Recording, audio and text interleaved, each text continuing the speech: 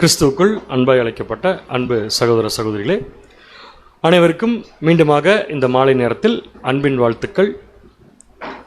பேசிக் subject படித்து முடிச்சதுக்கப்புறமா உடனடியாக நம்ம அடுத்த லெவல் சப்ஜெக்ட்ஸ் போகிறதுக்கு முன்னாடி அந்த அட்வான்ஸ் சப்ஜெக்டில் பேசக்கூடிய சில விஷயங்களுடைய அடிப்படையை நம்ம தெரிஞ்சு வச்சுருக்கணும். அப்படிங்கிறதுக்காக நம்ம இந்த 2 மாதங்கள் இந்த பாடங்களை நம்ம பார்த்துட்ருக்கோம்.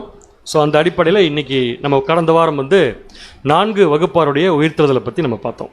உயிர்த்தெழுதல் அப்படிங்கிறது ஒரே சமயத்தில் எல்லாருக்கும் நடக்கிறதில்ல. ஒவ்வொரு வகுப்பாருக்கும் எப்பப்போ உயிர்த்தெழுதல் நடக்குது அப்படிங்கிறது தான் நம்ம கடந்த வாரம் நம்ம பார்த்தோம்.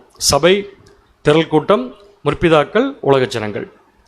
இப்போ அடுத்தது எந்த பாடத்துக்கு வந்திருக்கோம்னா ஆவியில் ஜெனிப்பிக்கப்படுதல். நீங்கள் கூட அடிக்கடி பார்த்துருக்கலாம், நம்ம சப்ஜெக்ட்ஸ் பார்க்கும்போது ஆவியில் ஜெனிப்பிக்கப்பட்டவர்கள் அப்படின்னு சொல்லி நம்ம ஆரம்பித்து ஏதாவது ஒன்றை பற்றி பேசிகிட்டு இருப்போம். அந்த ஆவியில் ஜெனிப்பிக்கப்படுதல்னா என்ன அப்படிங்கிறதுடைய ஒரு அடிப்படையான விஷயத்தை மட்டும் தான் நம்ம இன்றைக்கி பார்க்க போகிறோம்.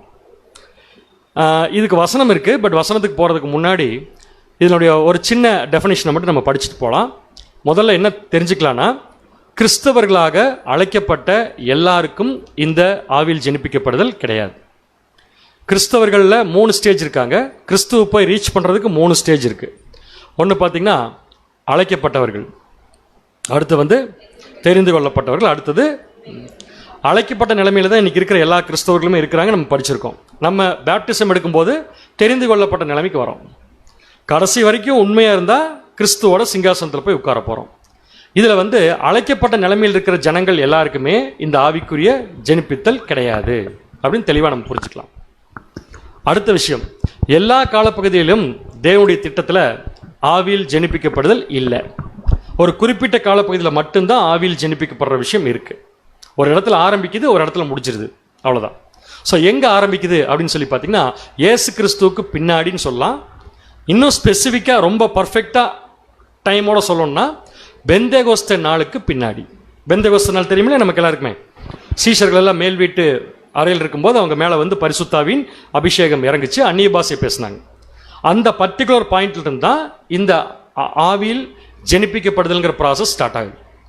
அதுக்கு முன்னாடி பார்த்தீங்கன்னா யூதயுகம் இருக்குது, நிறைய யுகங்கள் இருக்குது, முற்பிதாக்கள் யுகங்கள் இருக்குது, முதலாம் உலகம் இருக்குது.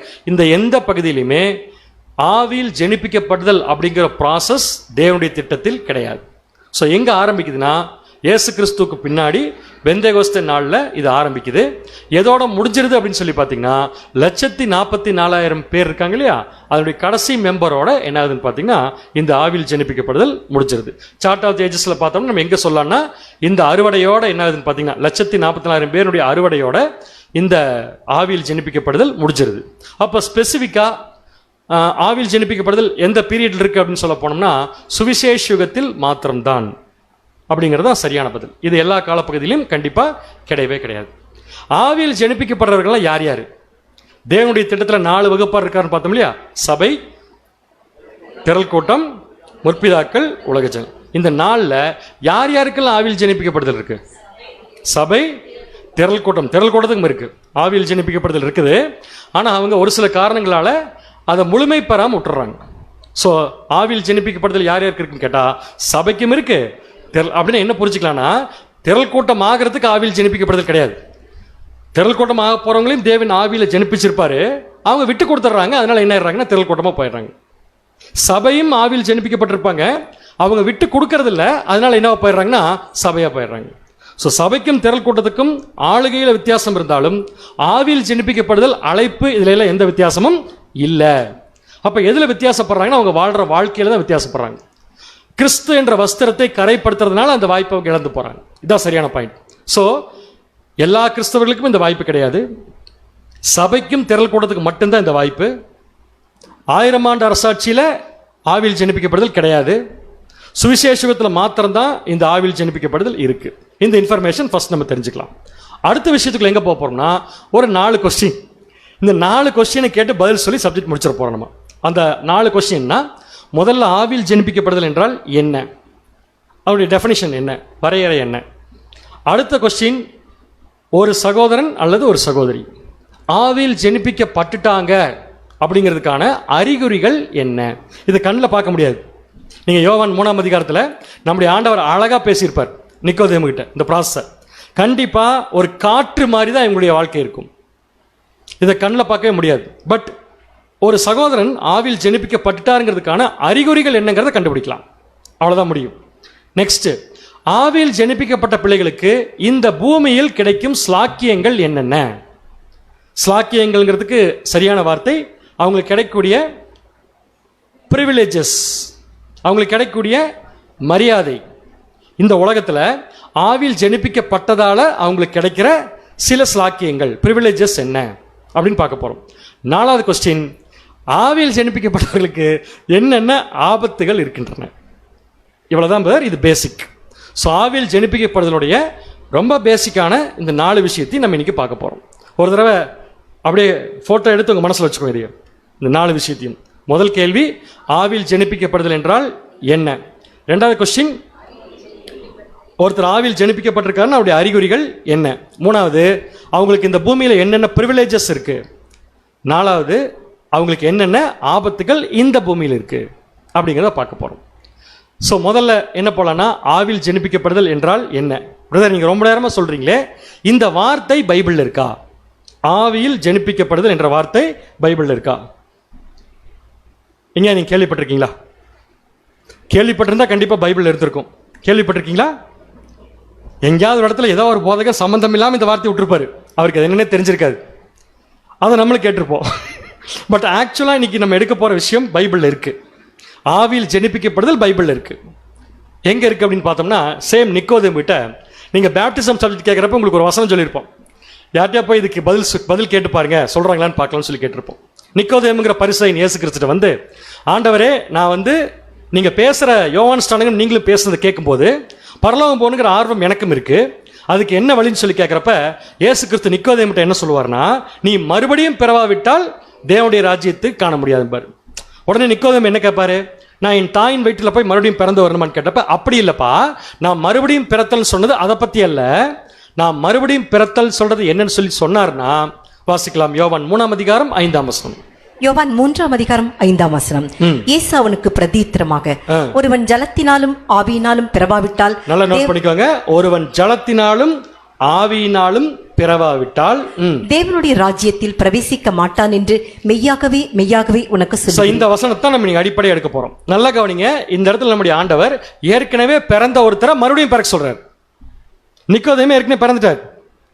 ஆனா நிக்கோதேமே கேட்ட கேள்விக்கு பதில் ஆண்டவர் என்ன கொடுக்குறாருன்னா, நீ மறுபடியும் பிறக்கணும்.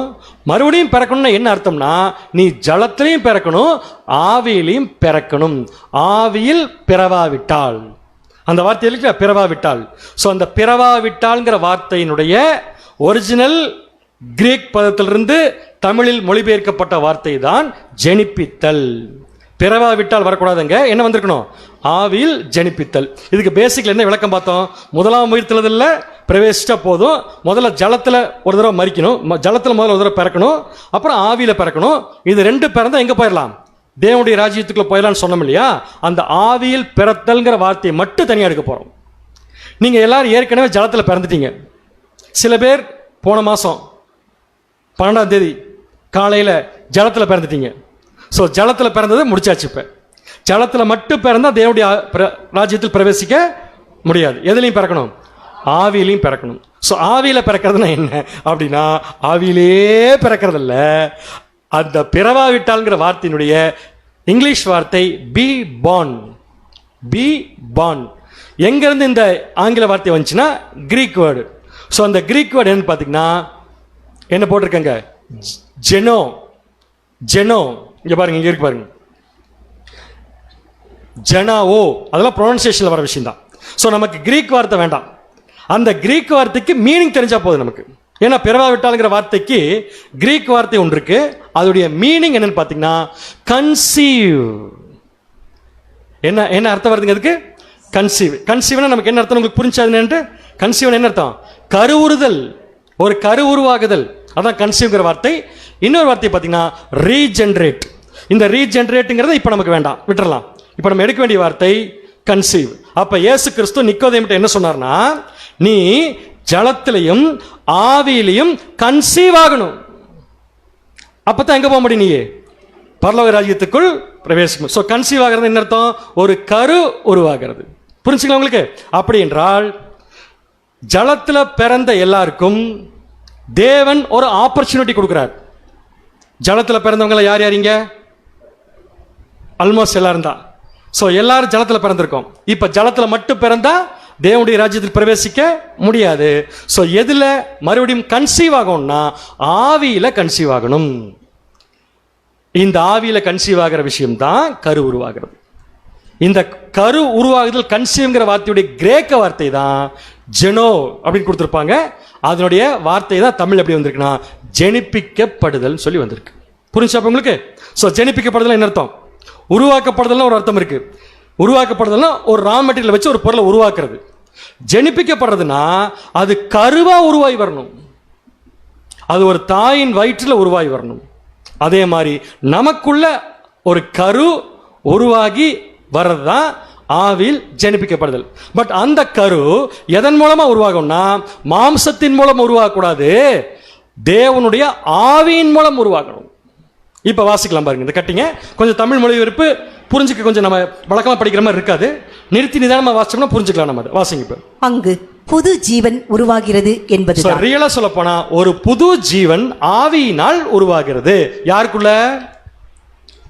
பக்கத்து வீட்டுக்காரங்களுக்குள்ள. யாருக்குள்ள? ஜலத்துல பிறந்தவங்களுக்குள்ள உருவாகுது. உருவாகுதுன்னு என்ன அர்த்தம்னா ஆட்டோமேட்டிக்கா உருவாகாது. நல்லா தப்பா புரிஞ்சுக்க வேண்டாம். ஜலத்துல பிறந்துட்டேன் உருவாயிரும். நோ, தப்பு. அது உருவாகிறதுக்கு 2 பேர் தேவை. கரெக்டா? ஒரு கரு உருவாகிறதுக்கு 2 பேர் வேணும் இல்ல? அதே மாதிரிதான் 2 பேர் இன்வால்மெண்ட் இருந்தா தான் உருவாகும். சோ இப்ப அது என்னன்னு மட்டும் பார்க்கலாம். வாசிங்க. இப்ப ஒரு புது ஜீவன் உருவாகிறது என்பதுதான் நெக்ஸ்ட். இப்போது நாம் பார்க்கிறது ஆவியினால் ஜெனிப்பிக்கப்படுதல். அது ரொம்ப முக்கியம். ஓகே. ஏன் இப்போது அந்த ஆவியினால் ஜெனிப்பிக்கப்படுதலை நாம் கொஞ்சம் கோடிட்டு காண்பிக்க வேண்டும் என்றால், உதாரணத்துக்கு பேசின அந்த கருத்தரித்தல் என்பது மாம்சத்தில் ஒரு தாய் தன்னுடைய மாம்சமான கர்ப்பத்தில் ஒரு புதிய ஜீவனை அவர்கள் கருவாக பெறுகிறார்கள். எக்ஸாம்பிளுக்கு ஒரு தாய் தன்னுடைய மாம்சத்துக்குள்ள மாம்சமான ஒரு இன்னொரு ஜீவனை என்ன பண்றாங்க? கரு உருறாங்க. கரெக்ட் தானே பேர்? அது வந்து மாம்சத்துல கரு உருறது. நெக்ஸ்ட். அது மாம்சமான ஒரு ஜீவன். அது மாம்சமான ஜீவன். அவ்வளவுதான். ஆனால் நாம் தியானிக்கிறது ஆவியினால் ஜெனிப்பிக்கப்படுது. நம்ம அது மாடலா வேணா எடுத்துக்கலாமே தவிர நம்ம பார்க்க போறது மாம்சத்துல உருவாகிற இன்னொரு ஜீவனை பத்தி அல்ல, ஆவியில் உருவாகக்கூடிய ஜீவன். நெக்ஸ்ட். அது அப்புறம் ஆவி என்று சொல்லும் போது அது தேவனுடைய வல்லமை. கரெக்டானுங்க. ஆவி என்று சொல்லும் போது யாருடைய வல்லமை? தேவனுடைய வல்லமை. தேவனுடைய வல்லமையினால் ஒரு புது ஜீவன், அதாவது மாம்சத்துக்கு ஏதுவான ஜீவன் இல்லை, ஆவிக்குரிய ஜீவன். சோ கிளியரா புரிஞ்சுக்கலாம். இது மாம்சத்துல உருவாகிற எக்ஸாம்பிள் இருந்து எடுக்கப்பட்டாலும், ஒரு தாயின் வயிற்றில் ஒரு கரு உருவாகிறதா ஜெனிப்பிக்கப்படுதல் எடுத்தாலும், ஒரு தாயின் வயிற்றில் உருவாகும் கரு வந்து மாம்சத்தில் உருவாகும் ஜீவன். ஆனா நமக்குள்ள உருவாக வேண்டிய அந்த ஜீவனானது நம்ம மாம்சத்துல உருவாகிறது இல்ல, பரிசுத்த ஆவியின் மூலம் உருவாகிறதுனால தான் அதுக்கு பேர் என்ன பாத்தீங்கன்னா ஆவியில் ஜெனிப்பிக்கப்படுதல். புரிஞ்சா உங்களுக்கு? மாம்சத்துல உருவாகிற ஜீவன் 10 மாசம் கழிச்சு கண்ணில் பாத்திரலாம். கரெக்டா தப்பா? பாத்திரலாம். ஆனா ஆவியில உருவாகிற ஜீவனை ஒரு ஒரு உருவமா என்ன பண்ண முடியாது, நம்மளால பார்க்க முடியாது. ஆனா உருவாயிருக்கும். அதனாலதான் செகண்ட் பாயிண்ட் என்ன கேட்டோம்னா, ஒருத்தர் ஆவியில ஜெனிப்பிக்கப்பட்டிருக்காருங்கிறதுக்கு அறிகுறி என்னன்னு கேட்டோம். சில சிம்டம்ஸ் வேணா கண்டுபிடிக்கலாம். ஆனா உள்ள அது இருக்கிறத யாராலையும் கண்ணால என்ன பண்ண முடியாது, பார்க்கவே முடியாது. சோ ஒரு தாயின் வயிற்றுல ஒரு மாம்சமான ஜீவன் உருவாவதற்கு 2 பேருடைய இன்வால்மெண்ட் தேவை. கரெக்டுங்களா? உங்களுக்கு எல்லாம் புரிஞ்சிருக்குன்னு நினைக்கிறேன். அதிகமாக எக்ஸ்பிளைன் பண்ண வேண்டிய அவசியம் நமக்கு இல்லை. ஒரு ஆணுடைய ஸ்பெர்மும் பெண்ணுடைய கருமுட்டையும் சேரும் போது அங்க ஒரு ஜீவன் உருவாகுது. கரெக்டுங்களா பிரதர்? அது மாம்சமான ஜீவன்.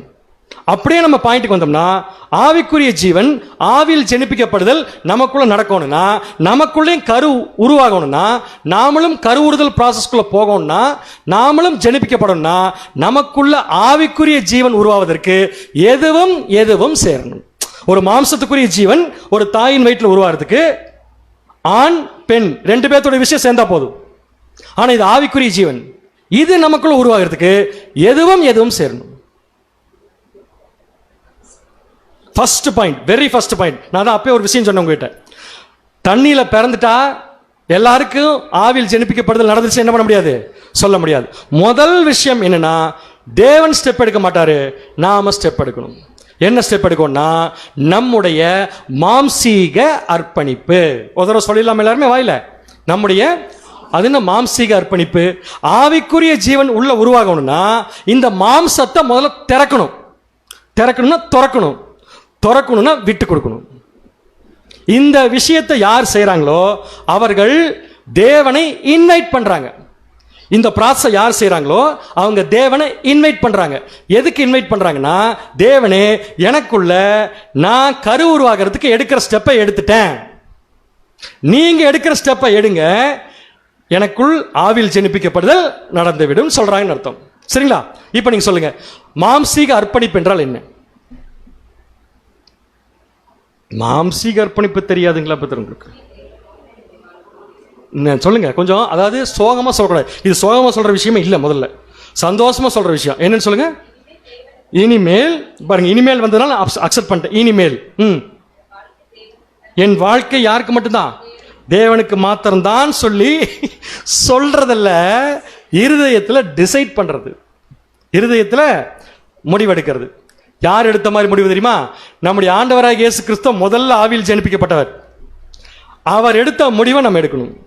ஆனா முடிவு எப்பவே இயேசு கிறிஸ்து எடுத்துட்டாருன்னா, ஜலத்தில் பிறக்கும் போது எடுத்துட்டார், அங்கேயே ஆவியில் பிறந்துட்டார். நாம ஜலத்தில் பிறந்துட்டு இப்ப சப்ஜெக்ட் கேட்க வந்திருக்கோம். இப்ப நமக்குள்ள ஒரு கரு உருவாகும்னா முதல்ல நம்ம ஸ்டெப் எடுத்து வைக்கணும்.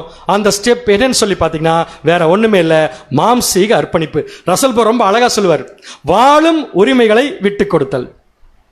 இன்னும் அவர் எழுதின வார்த்தைகள் நிறைய மறக்க முடியாத வார்த்தைகள் இருக்கு. இந்த அர்ப்பணிப்புங்கிறதுக்கு என்னென்ன வேர்டிங்ஸ் எல்லாம் போட்டிருக்காருன்னா, என்னுடைய விருப்பத்தையும் என்னுடைய வாழ்க்கையும் முற்றிலும் தேவனுடைய விருப்பத்திற்கு ஒப்பு கொடுக்கிறது.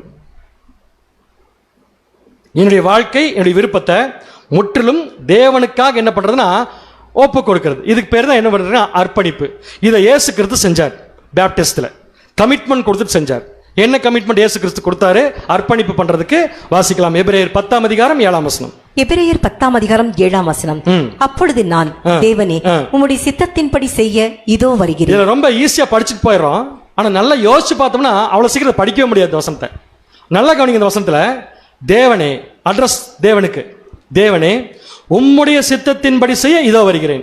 எல்லாமே முடிச்சு வச்சும் இதுல கம்ப்ளீட் அர்ப்பணிப்பு இதுக்குள்ள இருக்கு. கம்ப்ளீட் இயேசு கிறிஸ்துடைய அர்ப்பணிப்பு இந்த வார்த்தைக்குள் இருக்கு. அர்ப்பணிப்பு என்னன்னா, உம்முடைய சித்தத்தின்படி செய்ய இதோ வருகிறேன் அப்படின்னு என்ன அர்த்தம்? இப்பவே என் சித்தத்தை என்ன பண்ணிட்டேன், நான் கொன்னுட்டேன். என் விருப்பம் இனிமேல் எனக்கு இல்ல. உங்க விருப்பம் எங்க இருக்குன்னா புஸ்தகச் சுருளில் என்னை குறித்து எழுதி இருக்கிறது. என்னை பத்தி தேவன் பைபிள் எங்கெங்கெல்லாம் எழுதி வச்சிருக்காரோ அதைத்தான் இனிமேல் செய்வேன்னு சொல்லிட்டு இயேசு கிறிஸ்து தேவன் கிட்ட அர்ப்பணிச்சாரு. இதே அர்ப்பணிப்பை தான் யாரு செய்யணும்னா நாமளும் செய்யணும். எதுக்கு செய்யணும்? ஆவியில் ஜெனிப்பிக்கப்படணும்னா செஞ்சுதாகணும். அடுத்த கேள்வி, எதுக்கு ஆவியில் ஜெனிப்பிக்கப்படணும்? ஒருவன் ஜலத்தினாலும் ஆவியினாலும் பிறக்காம எங்க போக முடியாது? அப்படின்னா பேப்டிசம் எடுத்தாலாம் பரலோகத்துக்கு போக முடியாது. அது ஒரு ஆரம்பம். நெக்ஸ்ட் விஷயம் இதுதான். அப்படின்னா ஒரு இன்வால்மெண்ட்டுக்குரிய விஷயத்துக்குள்ள ரெண்டு பேர் சேரும்போது மாம்சத்துல ஒரு கரு உருவாகிற மாதிரி ஆவிக்குரிய கரு நமக்குள் உருவாகிறதுக்கு முதல்ல தேவை நம்முடைய மாம்சீக அர்ப்பணிப்பு. இப்ப எனக்கு ஒரு கேள்வி. இப்ப நம்ம எக்லிஷியால ஒரு 150 பேர் இருக்காங்கன்னு வச்சுக்கோங்க. 150 பேருக்கும் இந்த அர்ப்பணிப்பு ஒரே மாதிரி வருமான்னு கேட்கிறேன். கிளியரா சொல்லிட்டீங்க. என்ன ஆகாது? கட்டாயமா வராது. ஒருத்தருக்கு அதிகமா இருக்கும், ஒருத்தருக்கு என்னவா இருக்கும்? கம்மியா இருக்கு. ஏன் ஒருத்தருக்கு அதிகமா இருக்கு, ஒருத்தர் கம்மியா இருக்கு? அது அவங்களுடைய விருப்பம். அவங்கள்ட்ட போய் கேட்டுக்கோங்கிறீங்களா? ஈவில் ஸ்பீக்கிங் பேசக்கூடாது நீங்க. ஏன் கம்மியா இருக்கு? இந்த பாயிண்ட்டுக்கு பதில் சொல்லிட்டீங்கன்னா ரொம்ப ஈஸி, மடமடன்னு முடிச்சிடலாம். இப்ப சப்ஜெக்ட் கேட்கறப்ப சூப்பரா இருக்குல்ல? இதே அர்ப்பணிப்பு இப்ப செய்ய சொன்னோம்னா இவ்வளவு சூப்பரா இருக்காது. அதான் நான் கேட்கிறேன். இயேசு கிறிஸ்து 100% செஞ்சார். இயேசு கிறிஸ்து 100% தன்னை அர்ப்பணிச்சிட்டார். சரிங்களா? இப்ப நாமளும் அதுக்கு தான் வந்திருக்கோம். அப்படின்னா எல்லாராலையும் ஒரே மாதிரி அர்ப்பணிப்பை செய்ய முடியறதில்ல. காரணம் ஒன்று இருக்கு. அந்த காரணம் என்ன? அவங்களுடைய சுயாதீனம். இப்ப பாருங்க, மாட்டிட்டோம். இப்ப சகோதரி சொல்றாங்க, அவங்க அப்ரிஷியேட் பண்ணலாம், பதில் சொல்லியிருக்காங்க. அதுக்காக அவங்களுடைய சுயாதீனம் சூப்பர். அப்ப என்ன ஆகுது? அர்ப்பணிச்சா அர்ப்பணிச்சுக்கோ, அர்ப்பணிக்காட்டி போன்னு சொல்லி தேவன் விட்டாரா அப்படின்னு பார்த்தா கட்டாயம் இல்லை. ஏன்னா இந்த விஷயத்துல கரு உருவாகும்னா கம்பல்சரியா நாம் இதை செஞ்சுதான். என்ன காரணம் பார்த்தீங்கன்னா, இந்த அர்ப்பணிப்புக்கு பின்னாடி அர்ப்பணிப்பை உந்தக்கூடிய, என்கரேஜ் பண்ணக்கூடிய, நமக்குள்ளேயே நீ பண்ணு, நீ இயேசு கிறிஸ்துக்கு எல்லாத்தையும் விட்டு கொடுத்துரு அப்படின்னு சொல்லி நம்மளை உந்தக்கூடிய ஒரு விஷயம் நம்ம எல்லாருக்கும் காமனா இருக்கு, பொதுவா இருக்கு. அந்த பொதுவான விஷயத்தை அதிகமா எடுக்கிறவங்க அதிகமா அர்ப்பணிப்பு பண்ணுவாங்க. அந்த பொதுவான விஷயத்தை கம்மியா எடுத்துக்கிறவங்க கம்மியான அர்ப்பணிப்பு தான் இருக்கும். அது என்னன்னு பார்த்தீங்கன்னா வேற ஒண்ணும் இல்லை, சத்தியம். சத்தியம்தான் நம்மளை அர்ப்பணிக்க வைக்கும். அன்பான சகோதர சகோதரிகளே, அதிகமாக ட்ரூத் படிக்க படிக்க அந்த படிச்சவருடைய எண்ணம் எப்படி போகும்னா, முற்றிலும் நான் இயேசு கிறிஸ்து கீழ்ப்படின்னு தான் போகும். அது அர்ப்பணிப்பு. அந்த அர்ப்பணிப்பு தான் ஆவியில் ஜெனிப்பிக்கப்படுதலுக்கு நம்ம சைடுல இருந்து நாம் எடுக்கணும். இப்போ உங்களுக்கு ஒரு டெஸ்ட். இதே மாதிரி ஆவியில் ஜெனிப்பிக்கப்படுதல் ஒரு குரூப் தயாரானாங்க. அந்த குரூப் ஃபர்ஸ்ட் சத்தியத்தை கேட்டாங்க, அப்புறம் அர்ப்பணிப்பு பண்ணாங்க. முதல்ல சத்தியத்தை கேட்டாங்க, அப்புறம் அர்ப்பணிப்பு செஞ்சாங்க. யார் அந்த குரூப்? நான் குரூப்னு சொன்னப்போ நீங்க கண்டுபிடிச்சிக்கலாம். பெரையா பட்டணமா? நமக்கு தெரிஞ்ச குரூப் அது ஒண்ணுதான். அப்போஸ்தலர்கள். பேதுரு அப்படிங்கிற ஒரு ஆள். சூப்பர், சொல்றீங்க பாருங்க, பாயிண்ட் வந்துருச்சு.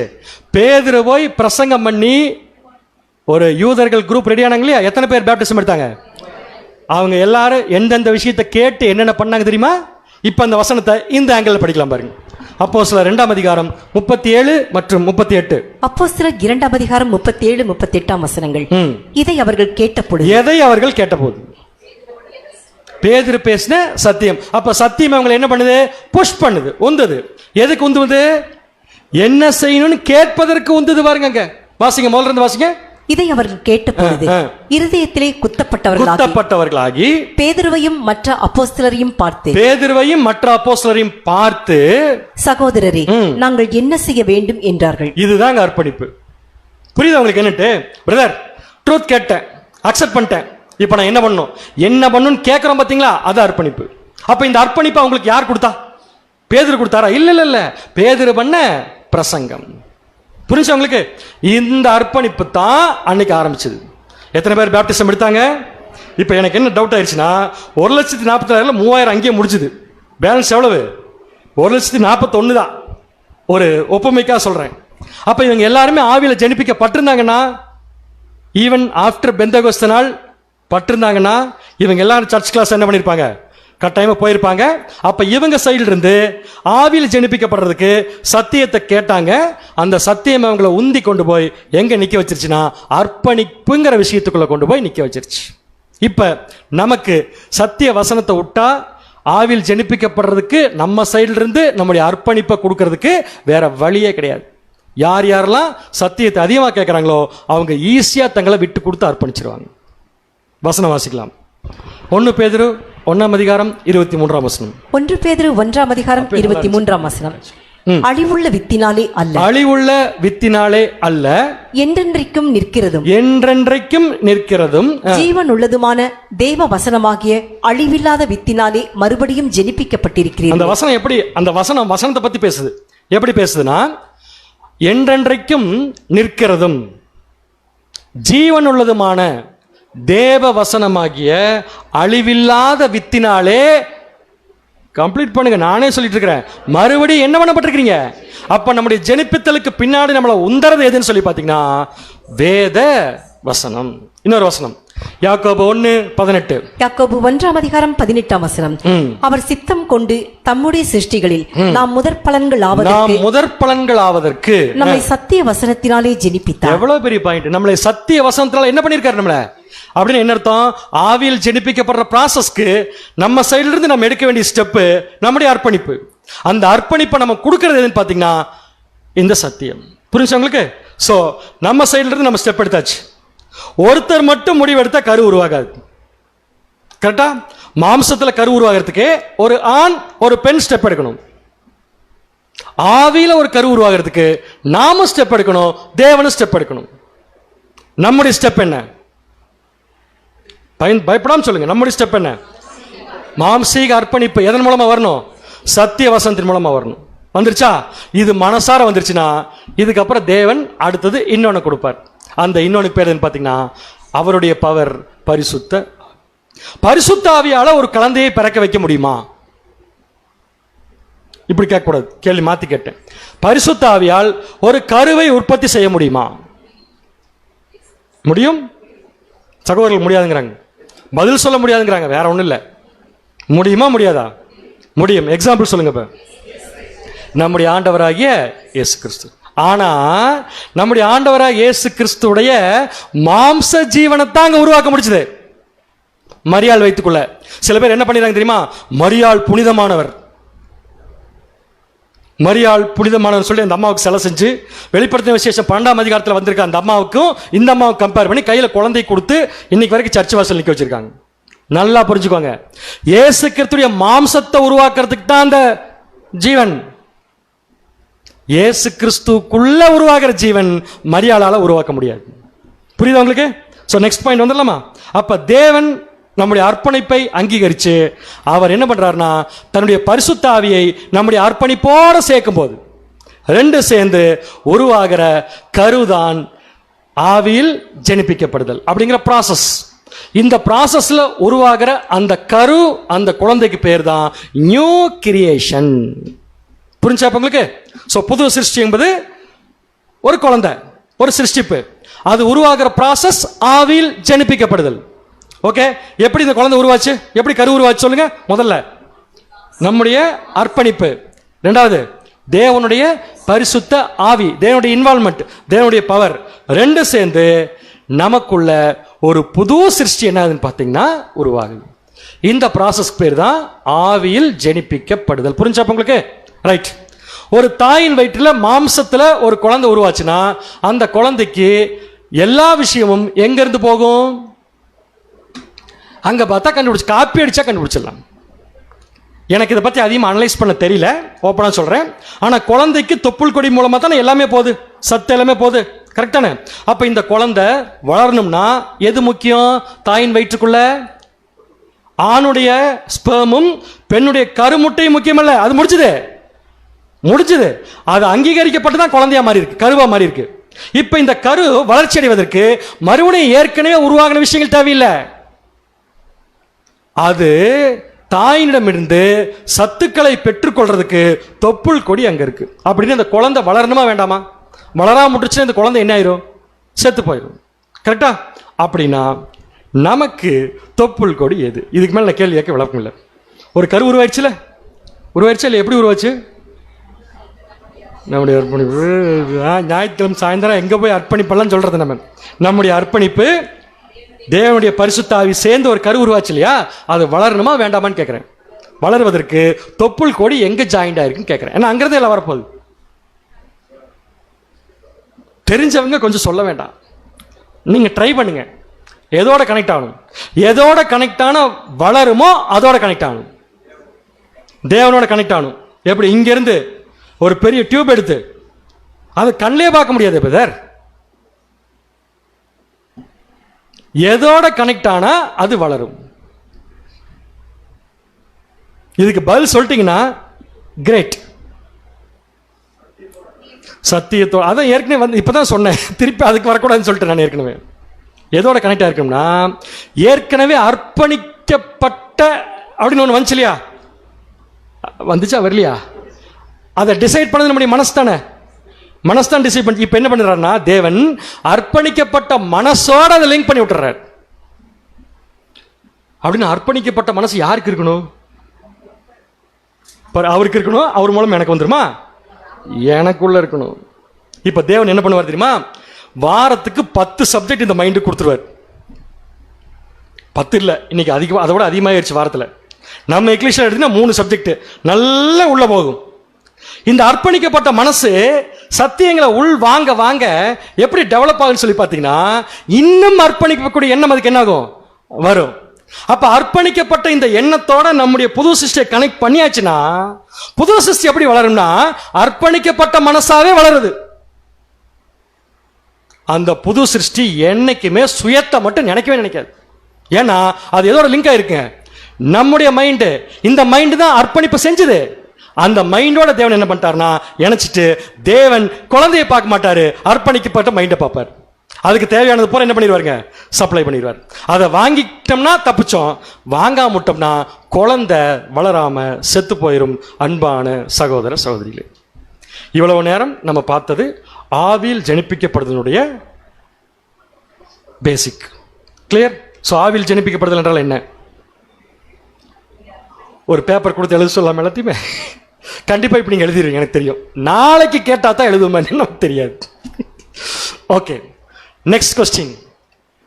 நாளில் ஒன்று பார்த்தாச்சு, ஆவில் ஜெனிப்பிக்கப்படுதல் என்றால் என்ன பார்த்தாச்சு. நீங்கள் என்ன நினச்சக்கூடாது தெரியுமா? ஐயோ ஆவில் ஜெனிப்பிக்கப்படுதல் முடிச்சிட்டோம்னு நினச்சிக்காதீங்க, இல்லவே இல்லை. அதோடைய பேசிக் பார்த்துருக்கோம், அவ்வளோதான்.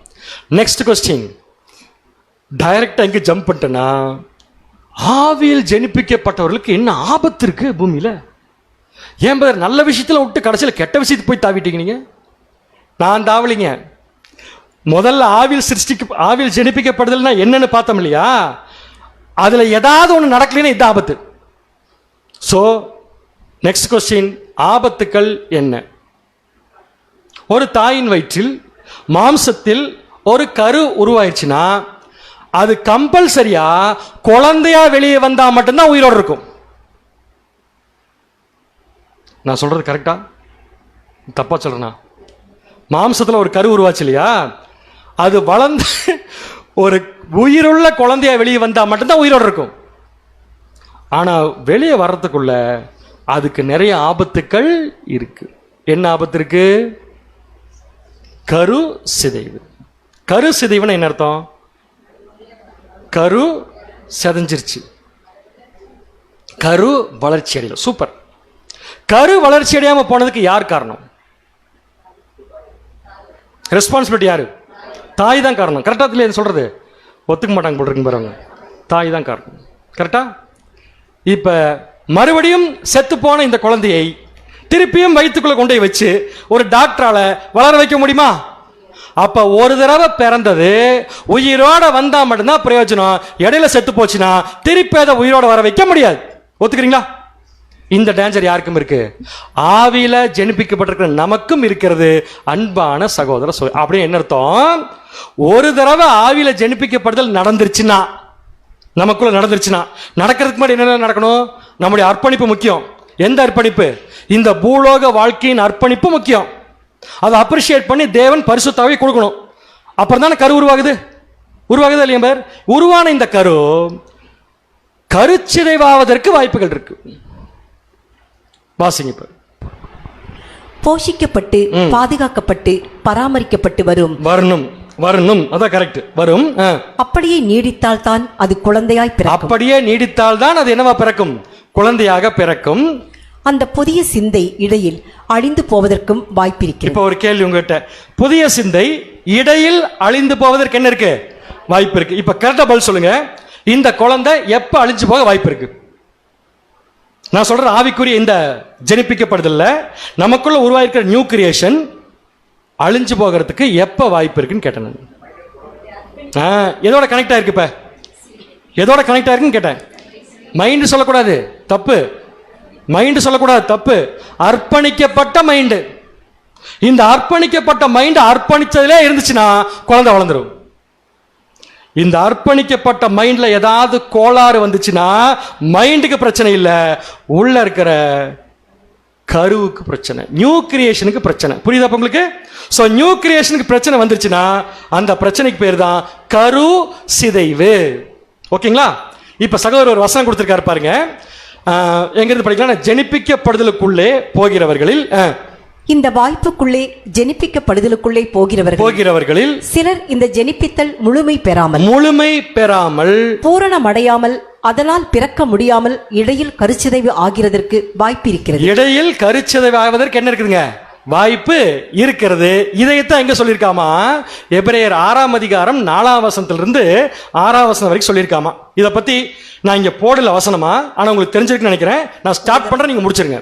ஒரு தரம் பிரகாசிக்கப்பட்டும் பரம-ஈவை ருசி பார்த்தும் பரிசுத்தாவியை பெற்றும் தேவனுடைய சர்வாயுத வர்க்கத்தை நல்வார்த்தையும் இனிவரும் உலகத்தின் பலன்களையும் ருசி பார்த்தும் மறுதலித்து போனவர்களை மறுபடியும் புதுப்பிக்க கூடாத காரியம். அப்படின்னு என்ன அர்த்தம்? நமக்குள்ள உருவான இந்த நியூ கிரியேஷன் ஒரு தடவை மட்டும்தான் உருவாகும். இடையில் நம்முடைய மைண்டு கரப்ட் ஆகி தப்பான விஷயத்தை நியூ கிரியேஷனுக்கு கொடுத்துட்டோம்னா நம்முடைய நியூ கிரியேஷன் என்ற குழந்தை கரு சிதைவு ஆயிடும். என்ன ரொம்ப இதை சொல்றீங்க? மறுபடியும் பிறக்கும்ல? பிறக்காது, முடிஞ்சது, அவ்வளவுதான். நான் மறுபடியும் பிறக்காதுன்னு சொல்றது நியூ கிரியேஷன் அல்ல, நம்மள சொல்றீங்க பேர். ஒரு தடவை அர்ப்பணிச்சோம், இப்படி சொன்னதான் கரெக்டாக இருக்கும். ஒரு தடவை அர்ப்பணிச்சோம், கரெக்டாக இந்த ப்ராசஸ் கரெக்டான.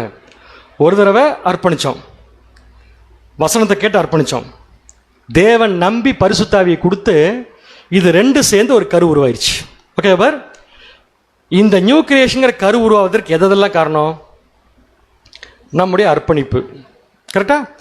நம்முடைய அர்ப்பணிப்பு என்ன அர்த்தம்?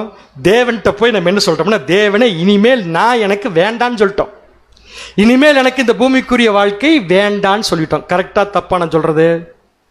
புரியல நிறைய பேத்துக்கு. அர்ப்பணிப்பு பண்றப்ப என்ன சொல்லிட்டோம்னா, தேவனை எனக்கு இனிமேல் மாம்சீக வாழ்க்கை வேண்டான்னு சொல்லிட்டோம்ல. அதை நம்பி தானே பரிசுத்தாவி கொடுத்தாரு. இப்ப வாங்கின பரிசுத்தாவி வச்சு உருவாக்கின நியூ கிரியேஷனை கொன்னுட்டோம். மறுபடியும் நம்ம மரிச்சதுக்கு அப்புறம் உயிர் தெழுந்து வர முடியுமா? ஏன் முடியாது? ஏன்னா ஏற்கனவே தேவன்கிட்ட போய் என்ன சொல்லிட்டோம், எங்களுக்கு பூமிக்குரிய வாழ்க்கை வேண்டான்ட்டோம். அதை நம்பிதான் அவர் நமக்குள்ள கரு உருவாக்கினார். அது ஃபெயிலியர். மறுபடியும் தேவன் நம்மளை உயிர் தெழுப்ப வாய்ப்பு இருக்கான்னு கேட்டா கட்டாயமா வாய்ப்பே இல்லை. புரியுமா சொல்றேன்? ஒரு சகோதரன் உதாரணம் சொல்றேன், யாரும் தப்பா எடுத்துக்காதீங்க.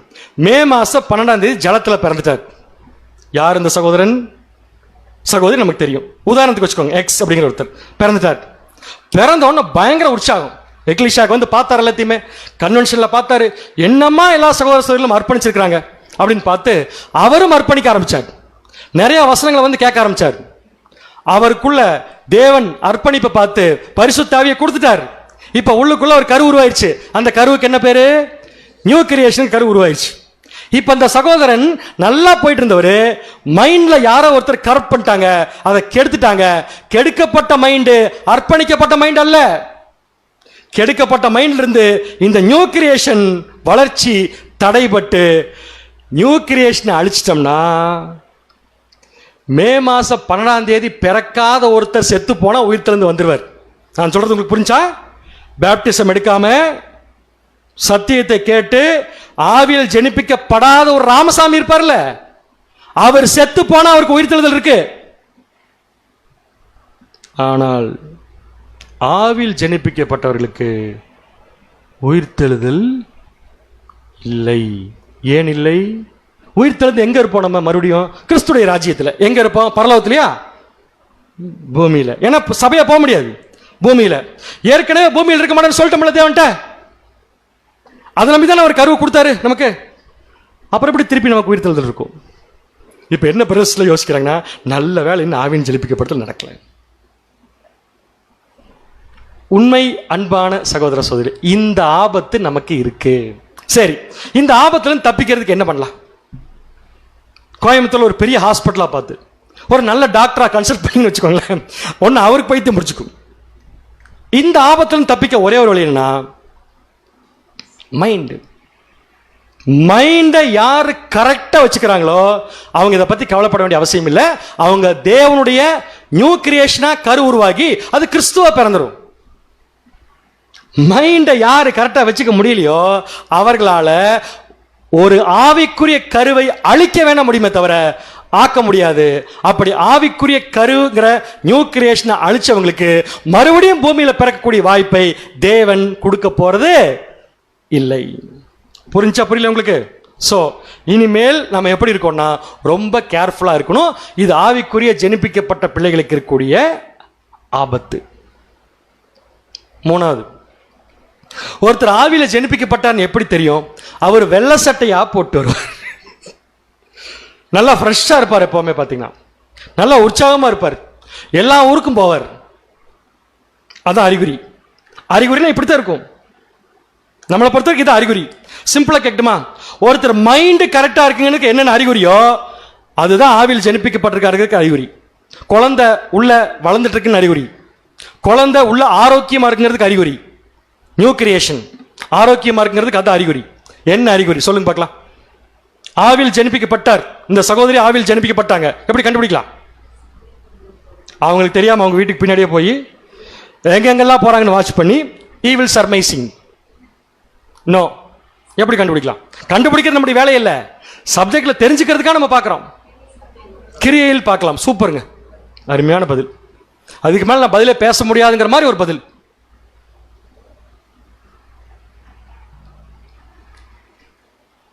கோயம்புத்தூர்ல 3 வருஷம் படி ஜெனரல் கன்வென்ஷன் நடந்துச்சா? இப்ப நடந்ததுக்கு முன்னாடி கேட்கிறேன், நடந்துச்சா நடக்கலையா? பேர் நடக்கலைங்கிறாங்க. அவங்கள பாருங்களேன், பாவம். அவங்கள எங்க போனாங்கன்னே தெரியலப்ப. நான் கேட்டது புதுசா வந்தவங்களுக்கு தெரியாது. இந்த என்ன கல்யாணம் முடியாது, ஜிஎஸ்எல் நடந்துச்சா இல்லைங்களா? கல்யாணம் நடக்கல, கல்யாண மண்டபத்தில் கன்வென்ஷன் நடந்துச்சு இல்லையா? அதுல செகண்ட் டே நைட்டு ஒரு பேனல் டிஸ்கஷன் வச்சாங்க. அது பேர் என்ன? அதை ஞாபகம் வச்சதுக்கு உங்களுக்கு வாழ்த்துக்கள். ஏன்னா கன்வென்ஷனே சில பேர் மறந்து போயிருக்க, அது ஞாபகம் வச்சிருக்கீங்க, பரவாயில்ல. அன்னைக்கு டிஸ்கஸ் பண்ணதை மட்டும்தான் நான் சப்ஜெக்டா போட்டிருக்கேன், வேற ஒண்ணுமே இல்லை. அன்னைக்கு வந்து எல்லாம் கை கொடுக்குறாங்க, சூப்பர் பேர், நிறைய தெரிஞ்சுக்கிட்டேன் பேர் அப்படின்னு சொன்ன ஒருத்தர் இங்க இருக்காரு.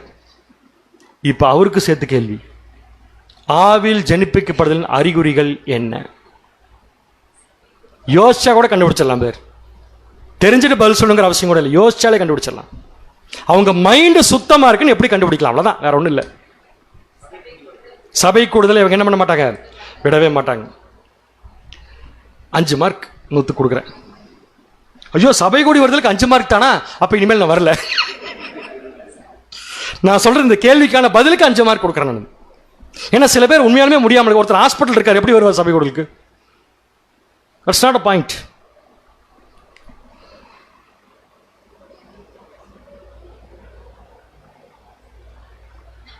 ஒரு சின்ன பிரேக் விட்டு அப்புறம் பார்க்கலாமா?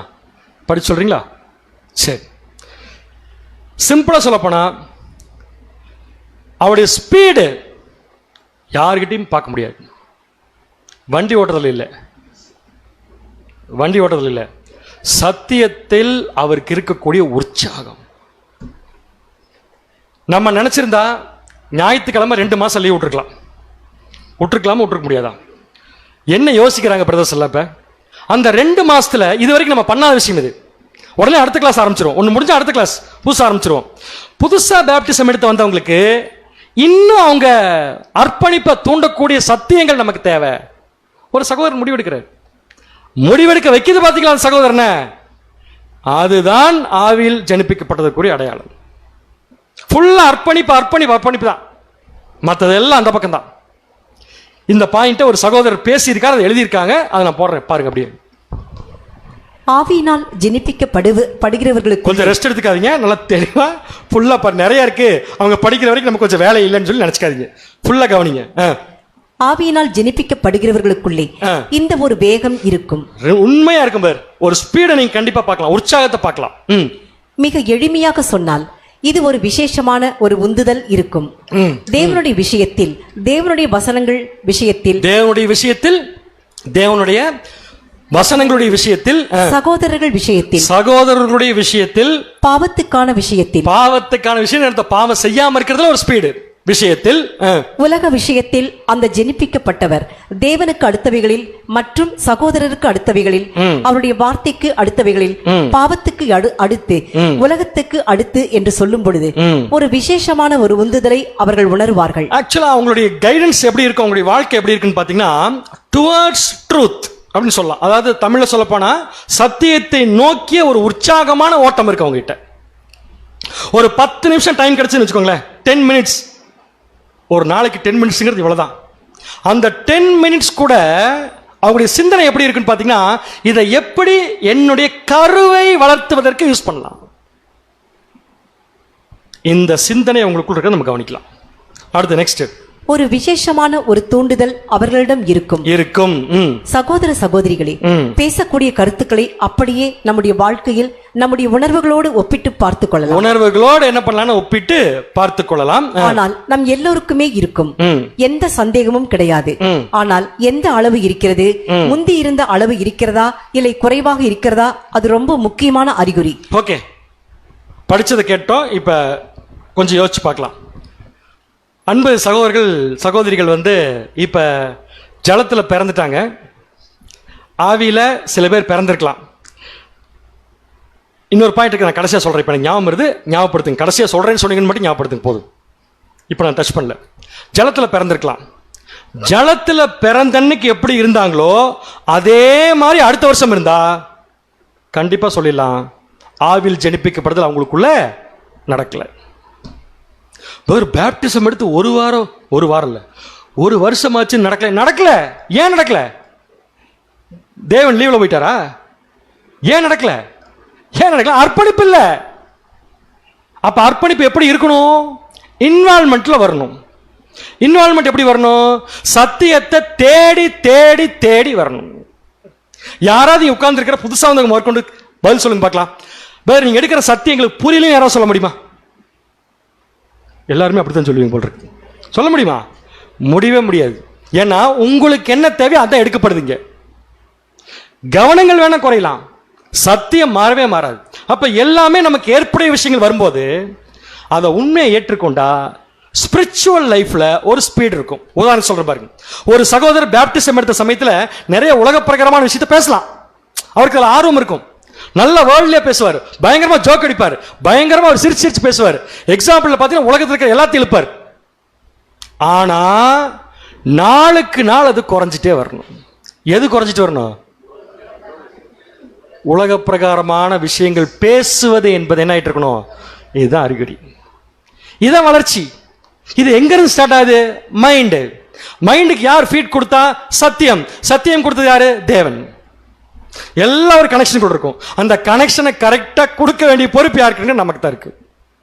ஒரு சகோதரன் பாத்தீங்கன்னா அதிகமா மற்றவங்களை பத்தியே பேசிட்டு இருக்கிற எண்ணம் இருக்கலாம். ஜலத்துல பிறக்கும்போது தப்பு இல்லை.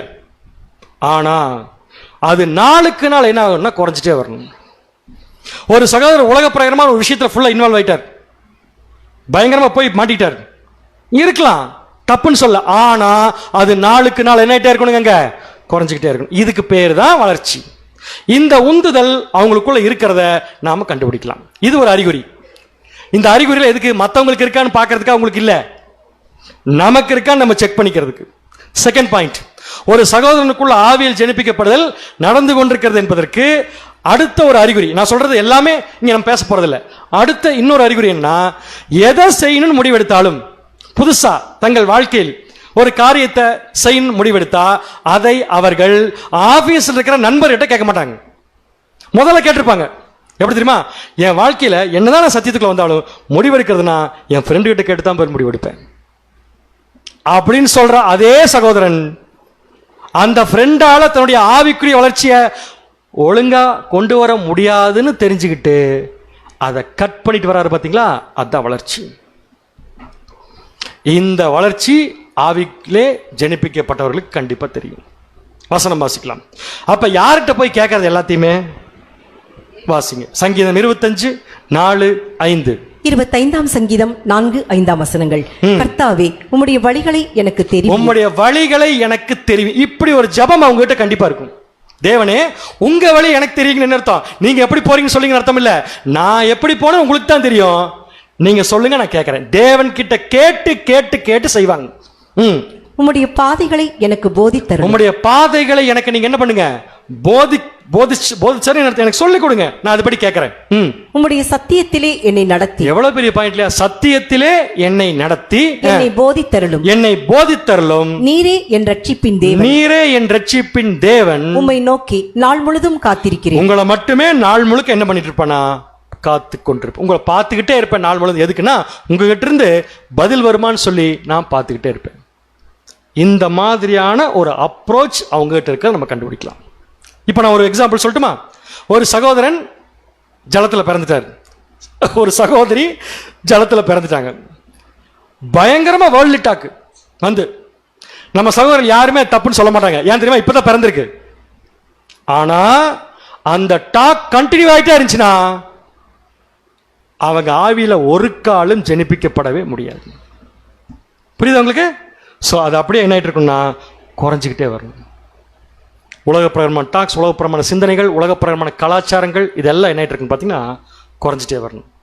அப்போ என்ன செய்யணுங்கிறது யார்கிட்ட போய் கேட்கணும்னா தேவன் கிட்ட கேட்டுக்கொண்டே இருக்கணும். இது ஒரு அறிகுறி. மூணாவது அறிகுறி, அவங்க எப்ப பார்த்தாலும் ஏதோ ஒன்று தேடிட்டே இருப்பாங்க. ஒரு சகோதரன், ஓகே, ஒரு சகோதரி ஆவியில் ஜெனிப்பிக்கப்பட்டு உள்ள கரு உருவாய் நடந்துட்டு இருக்குன்னா அவங்க ஏதோ ஒன்று தேடிட்டே இருப்பாங்க. ஏதோ ஒண்ணுன்னா எந்த, ஏற்கனவே காந்திபுரத்தில் ஒரு வீடு இருக்கு, அடுத்து ஒண்டிப்புதில் ஒரு வீடு, அதே இல்லை. எதை தேடுவாங்கன்னா அடுத்து எப்படி ஊழியம் செய்யலாம், ஆப்பர்ச்சுனிட்டி எப்படி யூஸ் பண்ணலாம். அவரே சொல்லுவார், பிரதர் நான் பேப்டிசம் எடுக்கும்போது கூட தெரியல, இப்ப புரிஞ்சுக்கிட்டேன். நான் என்ன புரிஞ்சுக்கிட்டேன்னா, எனக்கு தேவன் ஒரு சில தாளந்து கொடுத்துருக்காரு, அதை யூஸ் பண்ணி என்னால 100 பேர்த்த அடுத்த மீட்டிங் கொண்டு வந்து உட்கார வைக்க முடியும். தேடிக்கிட்டே இருப்பாங்க, எனக்குள்ள என்ன இருக்கு, எனக்குள்ள என்ன இருக்கு, இந்த ஊழியத்தை செய்வதற்கு தேவன் எனக்குள்ள என்ன கொடுத்திருக்காரு அப்படிங்கிறத கண்டினியூஸா சர்ச் பண்ணிட்டே இருப்பாங்களாம் அவங்க. வாசிங்க. சரி, அங்கிருந்து வாசிங்க. செய்யலாம் என்று தேடிக்கொண்டிருப்பார்கள். ஊழியம் செய்யலாம் என்ற விருப்பம் இருந்ததென்றால் ஊழியத்தை எதன் மூலமாக செய்யலாம் என்பது போன்ற வாய்ப்புகளுக்கான ஒரு தேடல் வரும். அவங்களுக்குள்ள என்ன இருக்கும், எப்படி எப்படிலாம் ஊழியம் செய்யலாங்கிறதுக்குரிய தேடல் வரும். உண்மையை சொல்லுங்க பார்க்கலாம். இப்ப உண்மையை பேசிக்கலாம். இன்னொரு ஒரு செகண்ட் உண்மை பேசுனீங்க. காலையில சொன்ன அனௌன்ஸ்மெண்ட்ல ஜூலை 28 பப்ளிக் மீட்டிங்க்கு எத்தனை பேர் இன்னைக்கு இங்க இருக்கவங்க ட்ரை பண்ணீங்க? கீழே பார்த்தா என்னங்க பேர் அர்த்தம்? எத்தனை பேர் உண்மையான இந்த வேலையை ட்ரை பண்ணீங்கன்னு கேட்டேன். ஆவியில் ஜெனிப்பிக்கப்பட்ட என்ன பண்ணிருப்பாரு, சொல்லிட்டாங்கல்ல, விட மாட்டேன். ஒருத்தரையாவது நான் இன்னைக்கு மீட் பண்ணி ஆகணும். நான் சொல்றது எக்ஸாம்பிளுக்கு. இது ஒரு தேடல். இந்த தேடல் கட்டாயமா அவங்ககிட்ட இருக்கும். அடுத்து நெக்ஸ்ட், சகோதரர் ரசல் தெளிவாக சொல்கிறார், அவருக்காக ஊழியம் செய்ய வேண்டும் என்கிற ஒரு மிகுந்த ஆவல் நம்முடைய இருதயத்திலே இருக்கும். நம்முடைய இருதயத்தில் அந்த ஸ்பிரிட், உற்சாகம், தேடல் இருந்துகிட்டே இருக்கும். அந்த ஆவல் இருக்கிறதென்றால் அந்த ஆவலை எப்படி நிறைவேற்றலாம் என்று அதற்கான வாய்ப்புகளை தேடுவதிலே நாம் இருப்போம். 100% உண்மையான பாயிண்ட். தேடிக்கிட்டே இருப்போம், எப்படி எப்படி எனக்கு வாய்ப்புகளை நான் எப்படி எப்படி யூஸ் பண்ணலாம் அப்படின்னு தேடிட்டே இருப்போம். இப்ப ஜீவபலியில் சொல்லும்போது நம்ம சொல்லுவோம் இல்லையா, எனக்கு தேவன் கொடுத்திருக்கிற திறமைகள், தாளந்துகள், செல்வாக்குகள், இதெல்லாம் சொல்றோம். இதெல்லாம் என்ன பண்ணுவோம், சத்தியத்திற்காக கொஞ்சம் கொஞ்சமா செலவு பண்ண ஆரம்பிப்போம். ஸோ இதெல்லாம் எதை இண்டிகேட் பண்ணுதுன்னா, அவங்களுடைய அர்ப்பணிப்பை இண்டிகேட் பண்ணுது. அவங்களுக்குள்ள நியூ கிரியேஷன் வளர்ந்துட்டு இருக்குங்கிறது என்ன பண்ணுதுன்னு பாத்தீங்கன்னா இண்டிகேட் பண்ணுது. அன்பான சகோதர சகோதரிகளை, அடுத்த பாயிண்ட், அளவு கடந்த அன்பு அவங்ககிட்ட இருக்குங்க. என்னையே பார்த்து சளிச்சு போச்சு, அதனால அங்க பாக்குறீங்க நேரம். ஆவியில் ஜெனிப்பிக்கப்பட்டிருக்கிற பிள்ளைகள் கிட்ட அளவு கடந்த அன்பு இருக்கும். இப்ப கொஸ்டின், அன்பு என்றால் என்ன? அன்பு என்னன்னு தெரியாது உங்களுக்கு? என்ன பிரதர் இது தெரியாம இத்தனை வருஷம் வந்திருக்கீங்க? அன்பு என்றால் என்ன? திடீர்னு ஒரு தடவை ஒரு சகோதரத்தை கேள்வி கேட்டா பதில் சொல்ல முடியல. அன்பு என்றால் என்ன? கொஞ்ச நேரம் அப்படியே என்னை பார்ப்பது அன்பு. கரெக்ட். ரெண்டாவது, ஒரு வசனம் ஞாபகம் வந்துருச்சு, தப்பிச்சிங்க. இந்த வசனம் ஞாபகம் வருது பாத்தீங்களா? இந்த ஹேபிட் நமக்கு இருக்கணும், டக்கு டக்கு டக்குன்னு வரணும். அவருடைய வார்த்தைகளை கை கொள்வதே அன்பு. பிராக்டிகலா சொன்ன போனா அன்புன்னு என்னன்னா, காலையில பார்த்த சப்ஜெக்டுடைய அடிப்படையில் தான். யார பத்தியும் தப்பா நினைக்காமலும் பேசாம இருக்கிறதும் அன்பு தான். ட்ரை பண்ணி பார்க்கலாமா? 1 வீக் இவரை பத்தி நான் எந்த தப்பையும் நான் பார்க்க மாட்டேன். அதாவது நமக்கு ரொம்ப பிடிச்சவங்க திடீர்னு ரூம்குள்ள என்ட்ரானு வச்சுக்கோங்களேன், நம்ம முகம் எப்படி இருக்கும்? பிரகாசம் தெரியுது பாருங்க. நமக்கு பிடிச்ச ஒருத்தர் என்ட்ரு ஆயிட்டா பிரகாசமா இருக்கும்ல. ஏன் பிரகாசம்? பிடிச்சிருக்கு. இது அன்பல்ல, இது மிருகங்களுக்கும் இருக்கு. இது நேச்சுரல் லவ். இதை பத்தி நம்ம பேசல. நமக்கு பிடிக்காத ஒருத்தர் ரூம்குள்ள வந்துட்டு எப்படி இருப்பான்? அப்படி போகுது இல்லையா? ஏன் அப்படி போகுது? அவரை பார்த்த உடனே அவர் செஞ்ச துரோகம், கொடுமை எல்லாம் டேட்டா பேஸ்ல இருந்து வெளியே வந்துருச்சு. வெளியே வந்த உடனே அதை மீறி நம்ம முகத்துல உற்சாகத்தை காமிக்க முடியல. கரெக்டானே? இதெல்லாமே அன்பு இல்லாத நிலைமையை காண்பிக்கும். அன்பான சகோதர சகோதரிகளே, சிம்பிளா சொல்ல போனா அன்பு என்றால் ஒருத்தரோட உட்கார்ந்து சாப்பிட்றது, அவங்க கூட எல்லா பக்கம் போறது, அவங்க கூட எல்லா பக்கம் சுத்துறது, அவங்க கூட சத்தியத்தை பேசுறது. நெவர். அது நல்லது, தப்புன்னு நான் சொல்ல மாட்டேன், பட் அது அன்பல்ல. சான்ஸ் கிடைக்கும் போது அவரை பத்தி ஒருத்தர் தப்பா பேசும்போது பேசாதீங்கன்னு சொல்றேன் பாத்தீங்களா, அது அன்பு. அந்த அன்பு யாருக்கு இருக்குன்னு பார்த்தீங்கன்னா ஆவியில் ஜெனிப்பிக்கப்பட்ட பிள்ளைகளிடத்தில் கட்டாயமாக இருக்கும். பிகாஸ் இந்த அன்பு நான் சொன்ன பார்த்தீங்களா, இப்ப நான் சொல்றேன்ல, இந்த அன்பு எதனால பிறக்குதுன்னா உள்ள வளர்ந்துட்டு இருக்கிற நியூ கிரியேஷன் மூலமா நமக்குள்ள பிறக்குது. அது தேவனுடைய வித்து. வாசிக்கலாம் பாருங்க வசனம். 1 யோவான் 4 அதிகாரம் 7 வசனம். 1 யோவான் 4 அதிகாரம் 7 வசனம். பிரியமானவர்களே, அருமையா இருக்கு படிக்கிறதுக்கு. பிரியமானவர்களே, அப்படியே தலை முதல் கால் வரை குளிர்ந்து போயிடும் நமக்கு, அப்படியே எவ்வளவு பெரிய வெயில் இருந்தாலும். ஏன்னா அந்த விஷயம் அப்படித்தான் விஷயம். பிரியமானவர்களே, ஒருவரில் ஒருவர் அன்பா இருக்க கடவோம். ஒருவரில் ஒருவர் என்னவா இருக்க கடவீர்கள்? அன்பா இருக்க கடவோம். ஏனெனில் அன்பு தேவனால் உண்டாயிருக்கிறது. யாரால் உண்டாயிருக்கிறது? அது எப்படி தேவனால் அன்பு உண்டாகும்? இதுக்கு என்ன அர்த்தம் சொல்லுங்க பார்க்கலாம். அன்பு தேவனால் உண்டாயிருக்கிறது என்ன டெஃபினிஷன்? சும்மா பைபிள் வசனத்தை படிச்சுட்டு போறதல்ல. அன்பு தேவனால் உண்டாயிருக்குன்னா தேவன் கொடுத்த அந்த புது சிருஷ்டி, ஆவியில் ஜெனிப்பிக்கப்பட்ட விஷயம் வசனத்தின் மூலமா தானே பிறந்துச்சு, அர்ப்பணிப்பு மூலமா தானே பிறந்துச்சு. அந்த அர்ப்பணிப்புலையும் வசனத்தில் என்ன அன்பு தான் இருக்கு. அப்ப அந்த குழந்தையும் எப்படித்தான் பிறக்கும்? அன்பா. அப்ப அன்பா பிறக்க போற அந்த குழந்தை வளர்ந்துட்டு இருக்குன்னா அந்த அன்பு நம்மகிட்ட வரும்ல கண்டிப்பா. அந்த அன்பை தான் இங்க பேசியிருக்காரு. அந்த அன்பு தான் தேவனால் உண்டாயிருக்கிறது. அன்புள்ள எவனும் தேவனால் பிறந்து. இங்க உட்கார்ந்தவர்கள் எத்தனை பேர் தேவனால் பிறந்தவர்கள்? இந்த பாயிண்ட்லாம் இன்னைக்கு கேட்டதை உண்டு, அப்புறம் வேற சப்ஜெக்ட்ல பாப்பமான்னு தெரியாது. இங்க உட்கார்ந்து இருக்கவங்க யார் தேவனால் பிறந்தவனா ஒரு 4 பேர் தயவு செஞ்சு கையை தூக்கிறாங்க. தேவனால் பிறந்தது நம்முடைய நியூ கிரியேஷன் மட்டும்தான், நாம இல்ல. என்ன பதில் சொல்றீங்க? நம்ம யாரால பிறந்தோம்? சரி இப்படி கேட்கிறேன். 12ஆம் தேதிக்கு முன்னாடி உயிரோடு தான் இருந்தோம். மே மாசம் 12ஆம் தேதிக்கு முன்னாடி உயிரோடு தான் இருந்தோம், பிறந்தான் இருந்தோம். யாரால பிறந்தோம்? தேவனால கிடையாது, அப்பா அம்மாவால பிறந்தோம். அப்ப இந்த வசனத்துல யோவான் சொல்றது எதை பத்தி? தேவனால் நமக்குள்ள பிறந்திருக்கிற அந்த நியூ கிரியேஷன், அதுதான் அன்பு.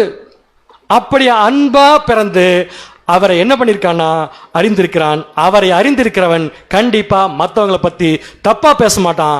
அந்த அன்புங்கிற கனி அவங்க கிட்ட கிலோ கணக்கில் கொட்டி இருக்கும். அடுத்தது, ஆவியில் ஜெனிப்பிக்கப்பட்டவர்கள் பாவம் செய்வார்களா?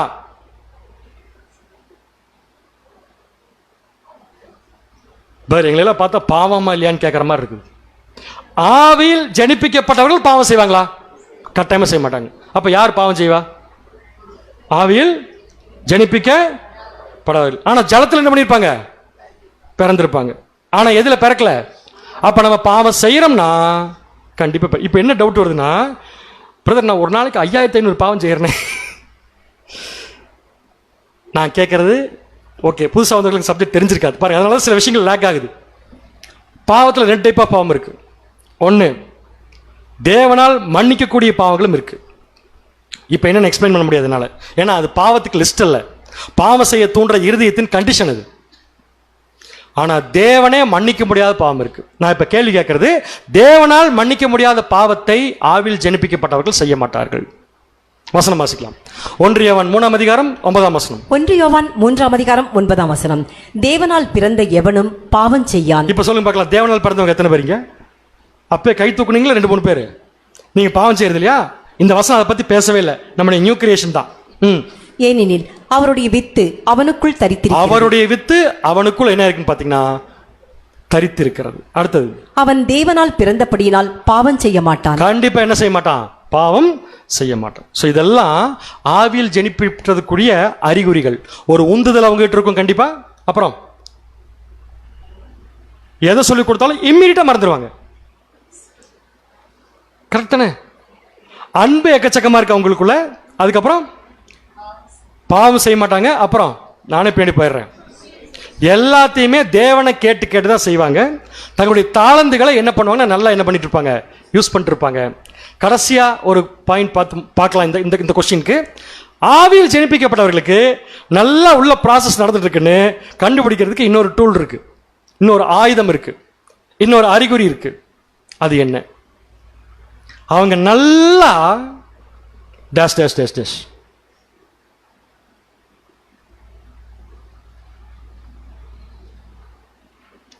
அப்படியே வைத்த கண் வாங்காமல் பார்ப்பது என்பதை நான் ஒரு சப்ஜெக்ட் அடுத்து ப்ரிப்பேர் பண்ண போறேன் உங்களை வச்சு.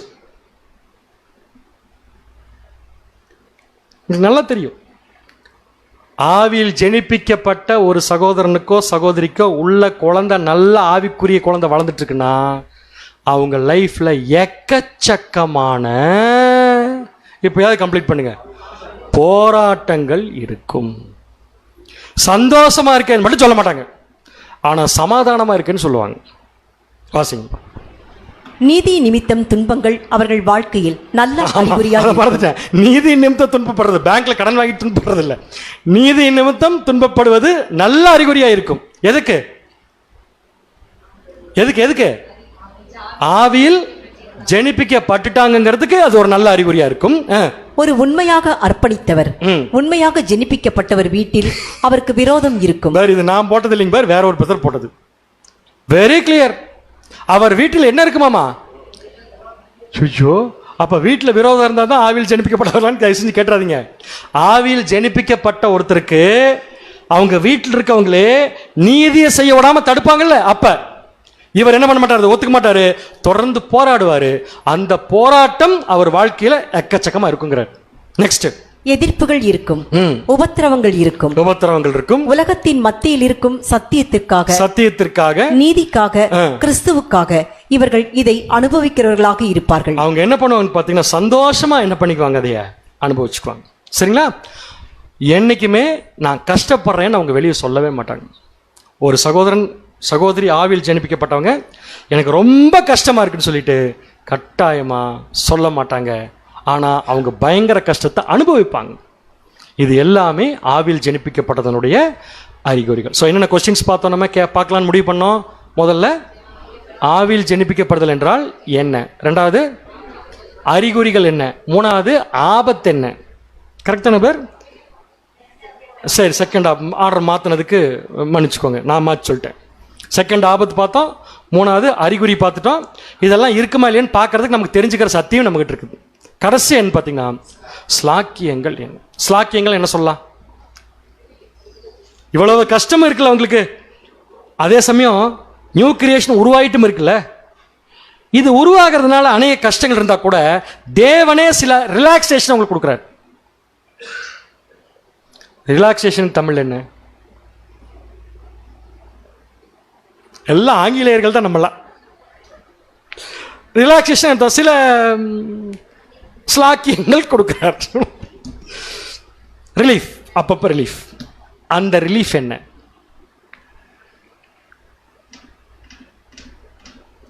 கொஞ்சம் கஷ்டமான கேள்விதான். பட் இதுவும் பேனல் டிஸ்கஷன்ல டிஸ்கஸ் பண்ணப்பட்டது. Deeper appreciation of truth. ஆவியில் ஜெனிப்பிக்கப்பட்டவர் கிட்ட டீப் அப்ரிசியேஷன் ஆஃப் ட்ரூத் இருக்கும்.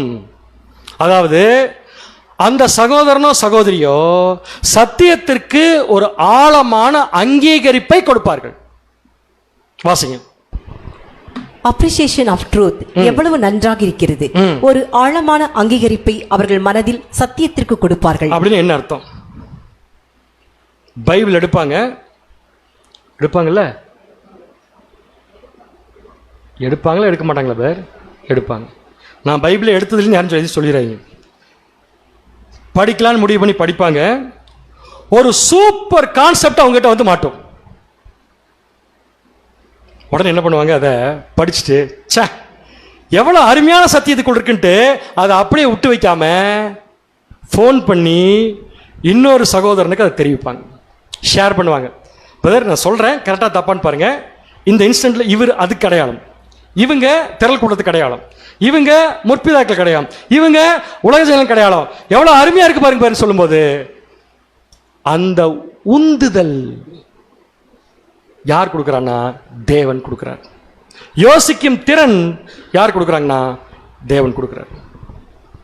நீங்க யாராவது அந்த மாதிரி பண்ணிருக்கீங்களா? அல்லது பண்ணிருக்காங்களா? உங்ககிட்ட பண்ணிருக்காங்க. எனக்கு நிறைய வரும். ஏதாவது ஒரு எக்ஸாம்பிள் இங்க போடுவோம் சப்ஜெக்ட்ல, முடிச்சோன்னு பிரதர் இந்த எக்ஸாம்பிள் பாருங்க, இதுக்கு சூட் ஆகுமான்னு பாருங்க. Deep appreciation of truth. இன்னொரு மீனிங் கூட சொல்லலாம். மற்றவங்களுக்கு புரியாத வசனம் கூட அவங்க எடுத்து படிச்சாங்கன்னா கிளியரா புரியும் அவங்களுக்கு.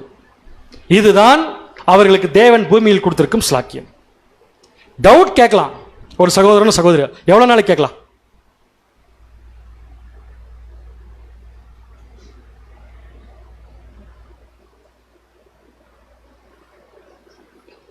அடுத்த வார சப்ஜெக்ட் என்ன தெரியுமா? வைத்த கண் வாங்காமல் எப்படி அவரையே பார்ப்பது. டவுட் கேட்கலாம், தப்பு கிடையாது. டவுட் கேட்கறது நிறைய இருக்கலாம். நாளாக நாளாக என்ன ஆயிட்டு வரணும்?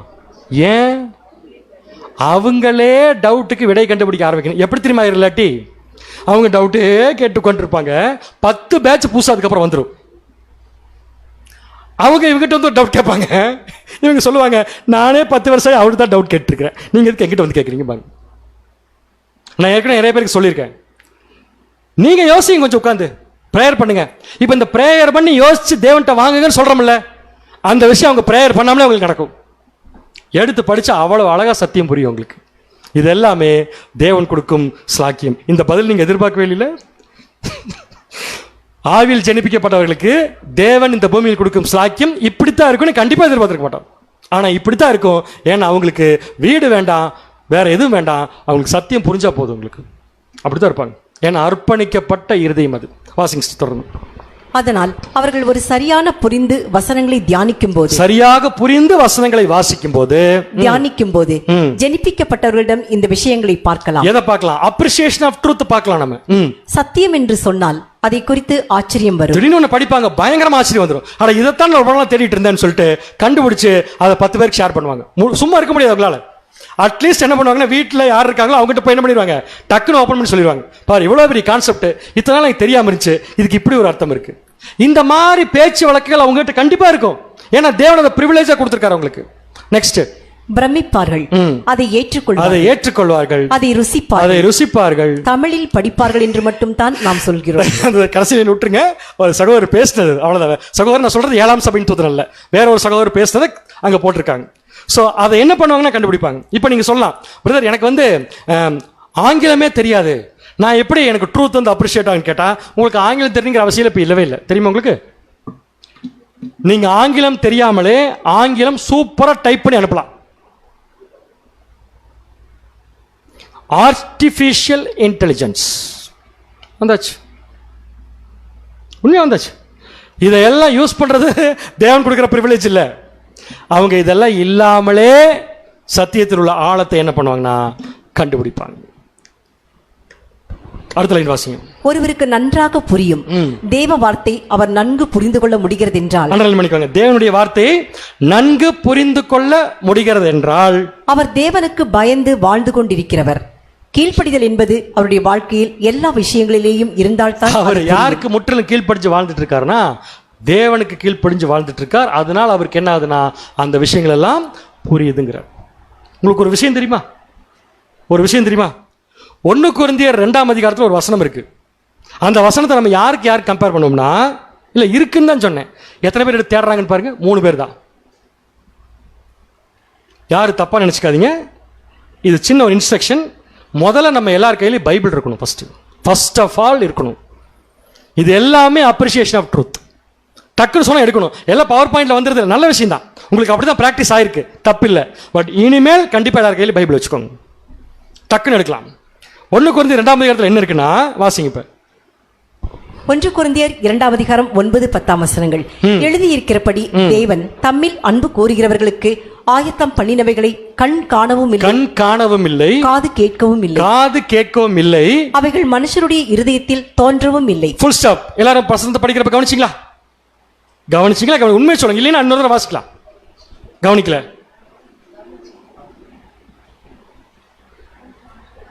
கவனிச்சிட்டோம். அங்க என்ன போட்டிருக்குன்னா, இதுவரைக்கும் தேவன் அன்புக்குரியவர்களுக்கு பண்ணி வச்சிருக்கிறத கண்ணு காணவும் இல்லை, காது கேட்கல, மனுஷனுடைய இறுதியில் என்ன பண்ணல, தோன்றல.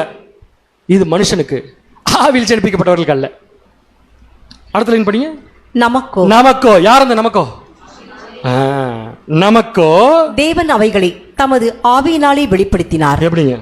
மற்றவங்களுக்கு எந்த விஷயத்தை மறைச்சு வச்சிருக்காரோ அந்த விஷயத்தை தேவன் நமக்கு என்ன பண்ணிட்டாரு? ஆவியினாலே வெளிப்படுத்தினார். அந்த ஆவி எல்லாவற்றையும் தேவனுடைய ஆழங்களையும் ஆராய்ந்திருக்கிறது. தேவனுடைய ஆழங்களையும் என்ன பண்ணிருப்பார்? அவரு ஆராய்ஞ்சிருக்கிறார். சோ ஒரு குரூப் புரியல, தேவன் தெரிவிக்கல, இன்னொருத்தருக்கு தெரிவிக்கிறான்னு போட்டிருக்கு இல்லையா? அந்த 2 பேருக்கு இருக்க டிஃபரன்சியேஷன் கேட்டீங்கன்னா, அவங்க சும்மா கிறிஸ்தவர்களா இருக்கிறவங்க, இவர்கள் ஆவியினால் ஜெனிப்பிக்கப்பட்டவர்கள். ஸோ இவங்களுக்கு புரிஞ்சிருச்சுல, மனுஷனால பார்க்க முடியாத விஷயத்தையும் மனுஷனுடைய இருதயத்தில் தோன்றாத விஷயமும் இவங்களுக்கு புரிஞ்சிருச்சுல்ல, சும்மா இருப்பாங்களா?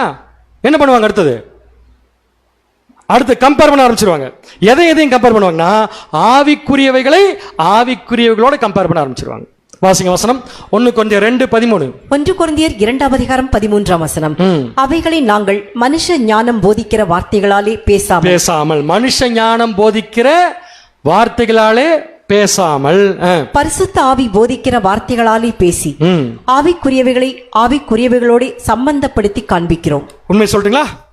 இந்த பூமியில ஆவியில் ஜெனிப்பிக்கப்பட்டவர்களுக்கு தேவன் கொடுக்கிற பிரிவிலேஜ் என்னன்னா, ஆவிக்குரிய விஷயங்களை ஆவிக்குரிய விஷயங்களோட கம்பேர் பண்ற பக்குவம் அவங்களுக்கு வந்துடும்.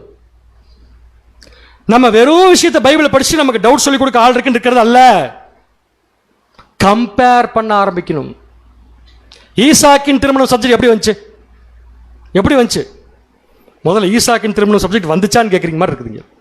எப்படி வந்துச்சு? யாரோ ஒரு சகோதரன் யோசிச்சிருக்கார். ஆபிரகாம் தேவன், ஈசாக்கு இயேசு கிறிஸ்து, ரெண்டுக்கு மேட்ச் ஆகுதா? அருமையா மேட்ச் ஆகுதுப்பா. ஏன்னா ஈசாக்கும் போய் படுன்னு சொன்னா படுத்தார், இயேசு கிறிஸ்துவும் போன்னு சொல்றதுக்கு முன்னாடியே போயிட்டார். ரெண்டு பேருமே மற்றவங்களுக்காக அப்பாவுக்காக தன்னை உயிரை கொடுக்க துணிச்சிட்டாங்க. கம்பேர் பண்ணு, ஆவிக்குரியவைகளை ஆவிக்குரியவரை கம்பேர் பண்ணு. இந்த ஒரு பக்குவம் அவங்களுக்கு வரணும்.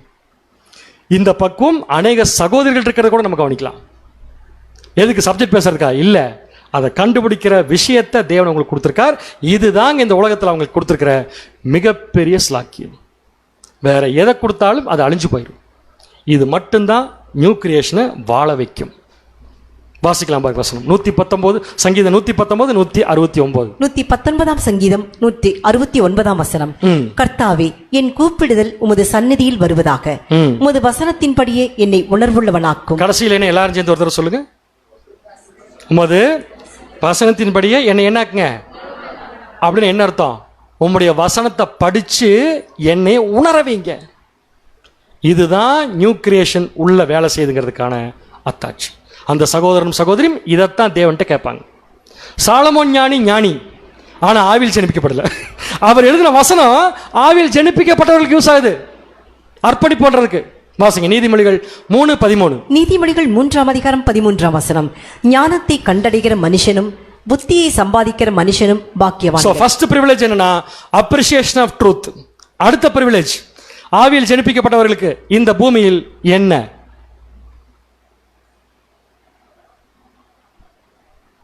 இந்த நம்ம பாபிலோனுக்கு போயிட்டு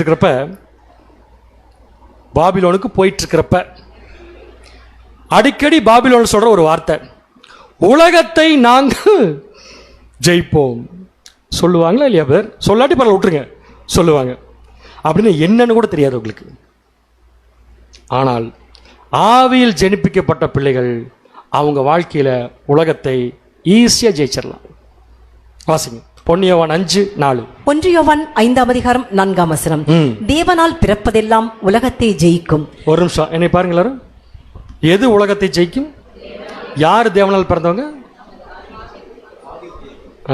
ஆவியில் நல்ல வேலை தப்பிச்சிங்க.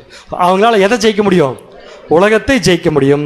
நம்முடைய விசுவாசமே உலகத்தை ஜெயிக்கிற ஜெயம். நம்முடைய விசுவாசமே உலகத்தை ஜெயிக்கிற ஜெயம். ஸோ நம்மளால உலகத்தை ஜெயிக்கணும்னா நமக்கு என்னென்ன தேவைன்னா, to over come the world requires energy. வேணுமா வேண்டாமா? உலகத்தை ஜெயிக்கிறதுக்கு எனர்ஜி வேணுமா வேண்டாமா? முதல்ல உலகம்னு என்ன? நான் பாட்டுக்கு உலகத்தை ஜெயிக்கிறது பேசிட்டு இருக்கிறேன். உலகம்னு என்னன்னா நம்மளை சுற்றி இருக்கிற அநீதியான விஷயங்கள், இவ்வளவு சொல்ல முடியும். நம்மளை சுற்றி இருக்கிற அநீதியான விஷயங்கள், இதையெல்லாம் ஜெயிக்கணும்னா கண்டிப்பாக நமக்கு என்ன தேவைன்னு பார்த்தீங்கன்னா, ரசல் பேர் எழுதின point, requires energy, the force of character, perseverance and steadfast, patient endurance to the very end of the present life. வாழ்க்கையின் கடைசி வரைக்கும் எனர்ஜியோட போராடுறது, ஃபோர்ஸ்ஃபுல்லாக அதை எதிர்த்து குணலட்சணத்தை காண்பிப்பது. இது எல்லாமே அநீதி எதிர்த்து நம்ம செஞ்சிட்டோம்னா உலகத்தை ஜெயிச்சிட்டோம்னு அர்த்தம். இது மற்றவங்களுக்கு இந்த பவரை தேவன் கொடுக்கல. யார் கொடுத்துருக்காருன்னா ஆவியில் ஜெனிப்பிக்கப்பட்ட பிள்ளைகளுக்கு கொடுத்துருக்கார். Second point. ஃபர்ஸ்ட் பாயிண்ட் என்ன? Privilege, appreciation of truth. Second point என்ன? இங்க போட்டுட்டே கேள்வி கேட்கறேன், அப்படி பாக்குறீங்க பாத்தீங்களா? நீ உலகத்தை என்ன பண்ணிடுவாங்க? ஜெயிச்சிருவாங்க. மூணாவது பாயிண்ட், ஒரு தேவ சமாதானம் அவங்க கிட்ட இருக்கும். அப்படின்னு என்ன? ஜெபம் சப்ஜெக்ட்லேயே சொல்லி கொடுத்தாச்சு தேவ சமாதானம்னா என்னன்ட்டு. What is peace of God? சந்தோஷமாக இருப்பது. கரெக்டா? முற்றிலும் தப்பு. எப்படி இருந்தாலும் சந்தோஷமா இருக்கிறது, அதுக்கு பேர் தான் சமாதானம். இது கரெக்டா இருக்குமா? எப்படி? பெரிய போராட்டம் இருக்கும், அந்த போராட்டத்தை அவங்க எப்படி பார்ப்பாங்கன்னு பார்த்தீங்கன்னா சமாதானமாக பார்ப்பாங்க. ஏன்னா அந்த போராட்டம் கூட நியூ கிரியேஷனை வளர்த்துவதற்காக தேவன் கொடுப்பாருன்னு சொல்லி அவங்க எடுத்துக்குவாங்க. எல்லாமே எடுத்துக்கிறது தான் இருக்குது. இதைத்தான் இயேசு கிறிஸ்து சொல்லிட்டு போனார் சீஷர்கள்கிட்ட. யோவான் 16 அதிகாரம் 33 வசனம். யோவான் 16 அதிகாரம் 33 வசனம். என்னிடத்தில் உங்களுக்கு சமாதானம் உண்டாயிருக்கும் பொருட்டு இவைகளை உங்களுக்கு சொன்னேன். இவைகளை உங்களுக்கு சொன்னேன். உலகத்தில் உங்களுக்கு உபத்திரவம். நோட் பண்ணிக்காங்க. உலகத்தில் உங்களுக்கு என்ன உண்டு? உபத்திரவம் உண்டு. ஆனாலும் திடன் கொள்ளுங்கள், நான் உலகத்தை ஜெயித்தேன் என்றார். நான் உலகத்தை என்ன பண்ணிட்டேன் அப்படின்னா, இயேசு கிறிஸ்துவால உலகத்தை ஜெயிக்க முடிஞ்சிருக்குன்னா நம்மாலையும் ஜெயிக்க முடியும். அதுக்கு என்ன தேவைன்னா தேவன் மேல நம்ம வைக்க வேண்டிய அளவு கடந்த விசுவாசம். அது மட்டும்தான். வாசிக்கலாம் பாருங்க வசனம். ஏசாயா 46:9. ஏசாயா 46 அதிகாரம் 9 வசனம். முந்தி பூர்வ காலத்தில் நடந்தவைகளை நினையுங்கள், நானே தேவன். நானே தேவன், வேறொருவரும் இல்லை. வேற ஒருவரும் இல்லை. வேற ஒருவர் என்ன இல்லை? வேற ஒருத்தருமே இல்லை. இல்லை, வேற ஒருத்தரும் தேவன் இல்லை. அதான் உண்மை. அடுத்த நெக்ஸ்ட், நானே தேவன். நானே தேவன், எனக்கு சமானம் இல்லை. அப்படின்னு என்ன அர்த்தம் பாரு? எதுக்குமே பயந்துக்காதீங்க, என்னை விட எதுவுமே பெருசுலன்னு தேவனே சொல்லிட்டார். நாம தேவனை ஒதுக்கி வச்சுட்டு வேற ஒன்ன பெருசுன்னு சொல்லிட்டு போனோம்னா சமாதானம் கிடைக்காது. ஒரு எக்ஸாம்பிளோட பார்க்கலாமா? ஒரு சகோதரனுக்கு ஒரு நாள் மீட்டிங் வர்றதுக்கும் கல்யாணத்துக்கு போறதுக்கு சான்ஸ். எதுக்கு போவீங்க? கொஞ்சம் இருங்க சொல்லிட்டோங்களா. எதுக்கு போவீங்க பேர்? மீட்டிங் வார வாரம் வருது இல்லை, கல்யாணம் வார வாரம் வருமா? இப்போ கொஞ்சம் யோசிக்கிறார். ஆமாம், ஒரே பாயிண்ட், நோ வரமாட்டேன், நான் மீட்டிங் தான் போவேன் அப்படின்னு சொன்னா ஒரு ஃப்ரெண்ட்ஷிப் கட் ஆகுதுல்ல. அந்த ஃப்ரெண்ட்ஷிப்பு கட் ஆகிறதுனால அடுத்த பிரச்சனை கட் ஆகுது நமக்கு. இப்போ என்ன பண்ணுவோம் நம்ம? ஐயோ, அவரு கல்யாணத்துக்கு போலினா அவர் நானும் பார்ட்னர் வேற, பிஸ்னஸ் லாஸ் ஆகி போயிருமே. இப்போ இந்த வசனத்தை படிங்க. வசனத்தை படிங்க. இப்போ ஒரு நிமிஷம். முந்தி பூர்வ காலத்தில் நடந்ததை நினைச்சு பார்த்துக்கோங்க. நானே தேவன். உங்க பார்ட்னர் இல்ல, நான் தான் தேவன் உங்களுக்கு. அடுத்தது, வேறொருவரும் இல்லை. வேற ஒருத்தரும் இல்ல, உங்க பார்ட்னர் இல்ல. அடுத்தது, நானே தேவன். நான் தான் தேவன், எனக்கு சமானம் இல்லை. எனக்கு ஈக்குவல் யாரும் கிடையாது.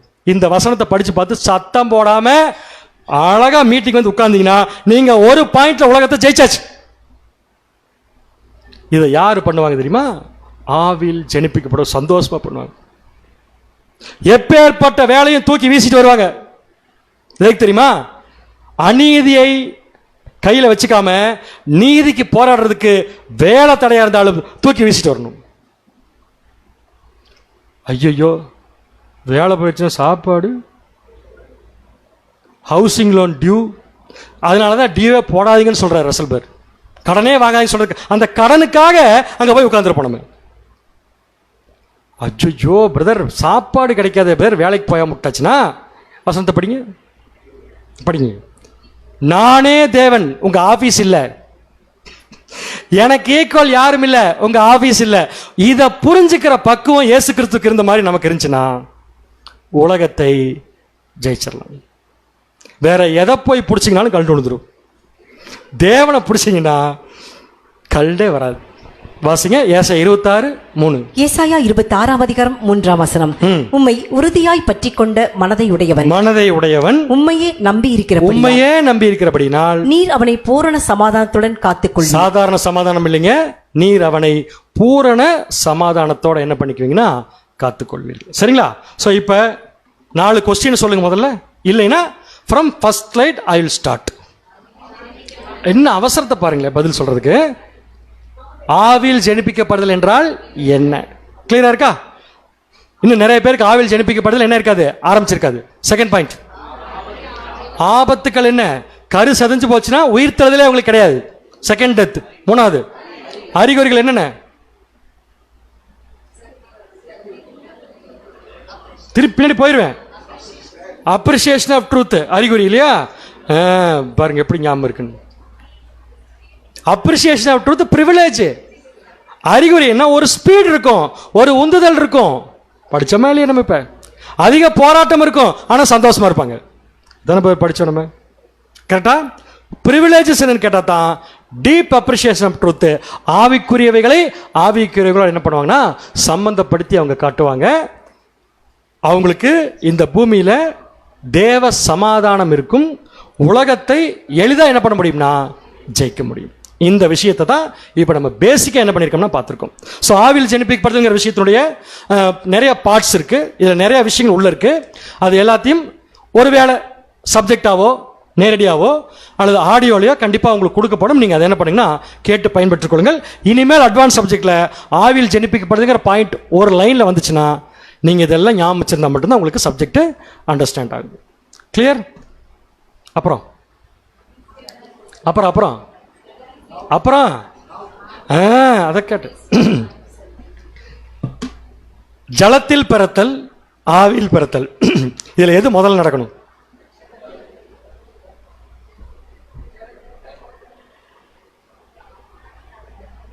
முதல்ல ஜலத்தில் பிறத்தல் ஆவியில் பிறத்தல் புரிஞ்சுல உங்களுக்கு? எப்போ ஜலத்தில் பிறந்தீங்க? ஞாயிற்றுக்கிழமை பிறந்தீங்களா? ஞானஸ்தானம் தான் எப்பன்னு கேட்டேன். அவங்க ஞானஸ்தானம் டேட் சொல்லுங்க. உங்களுக்கு சிம்பிளாக முடிச்சது 12ஆம் தேதி முடிச்சது. மற்றவங்களுக்குலாம் அந்த ஞாபகம் வருது இல்லையா? அன்னைக்கு பிறந்தோம் இல்லையா? அதுக்கப்புறம் தான் ஆவிக்குரிய ஜெனிப்பித்தல் நடக்குமா? முன்னாடியே நடக்க வாய்ப்பு இருக்கா? அப்படிங்கிற இன்ஃபர்மேஷன் மட்டும் உள்ள வச்சுக்கோங்க. ஏன்னா அதை சொல்லி இப்போ நான் உங்களை குழப்ப விரும்பல. ஆனால் ஒரு விஷயம் சொல்கிறேன், ஜலத்திலையும் பிறக்கணும் ஆவியிலையும் பிறக்கணும். அப்போ தான் எங்கே போக முடியும்? பரலோக ராஜ்யத்துக்குள் பிரவேசிக்க முடியும். தேவன் தாமே நம் அனைவரையும் ஆசீர்வதித்து வழி நடத்துவாராக. ஆமீன்.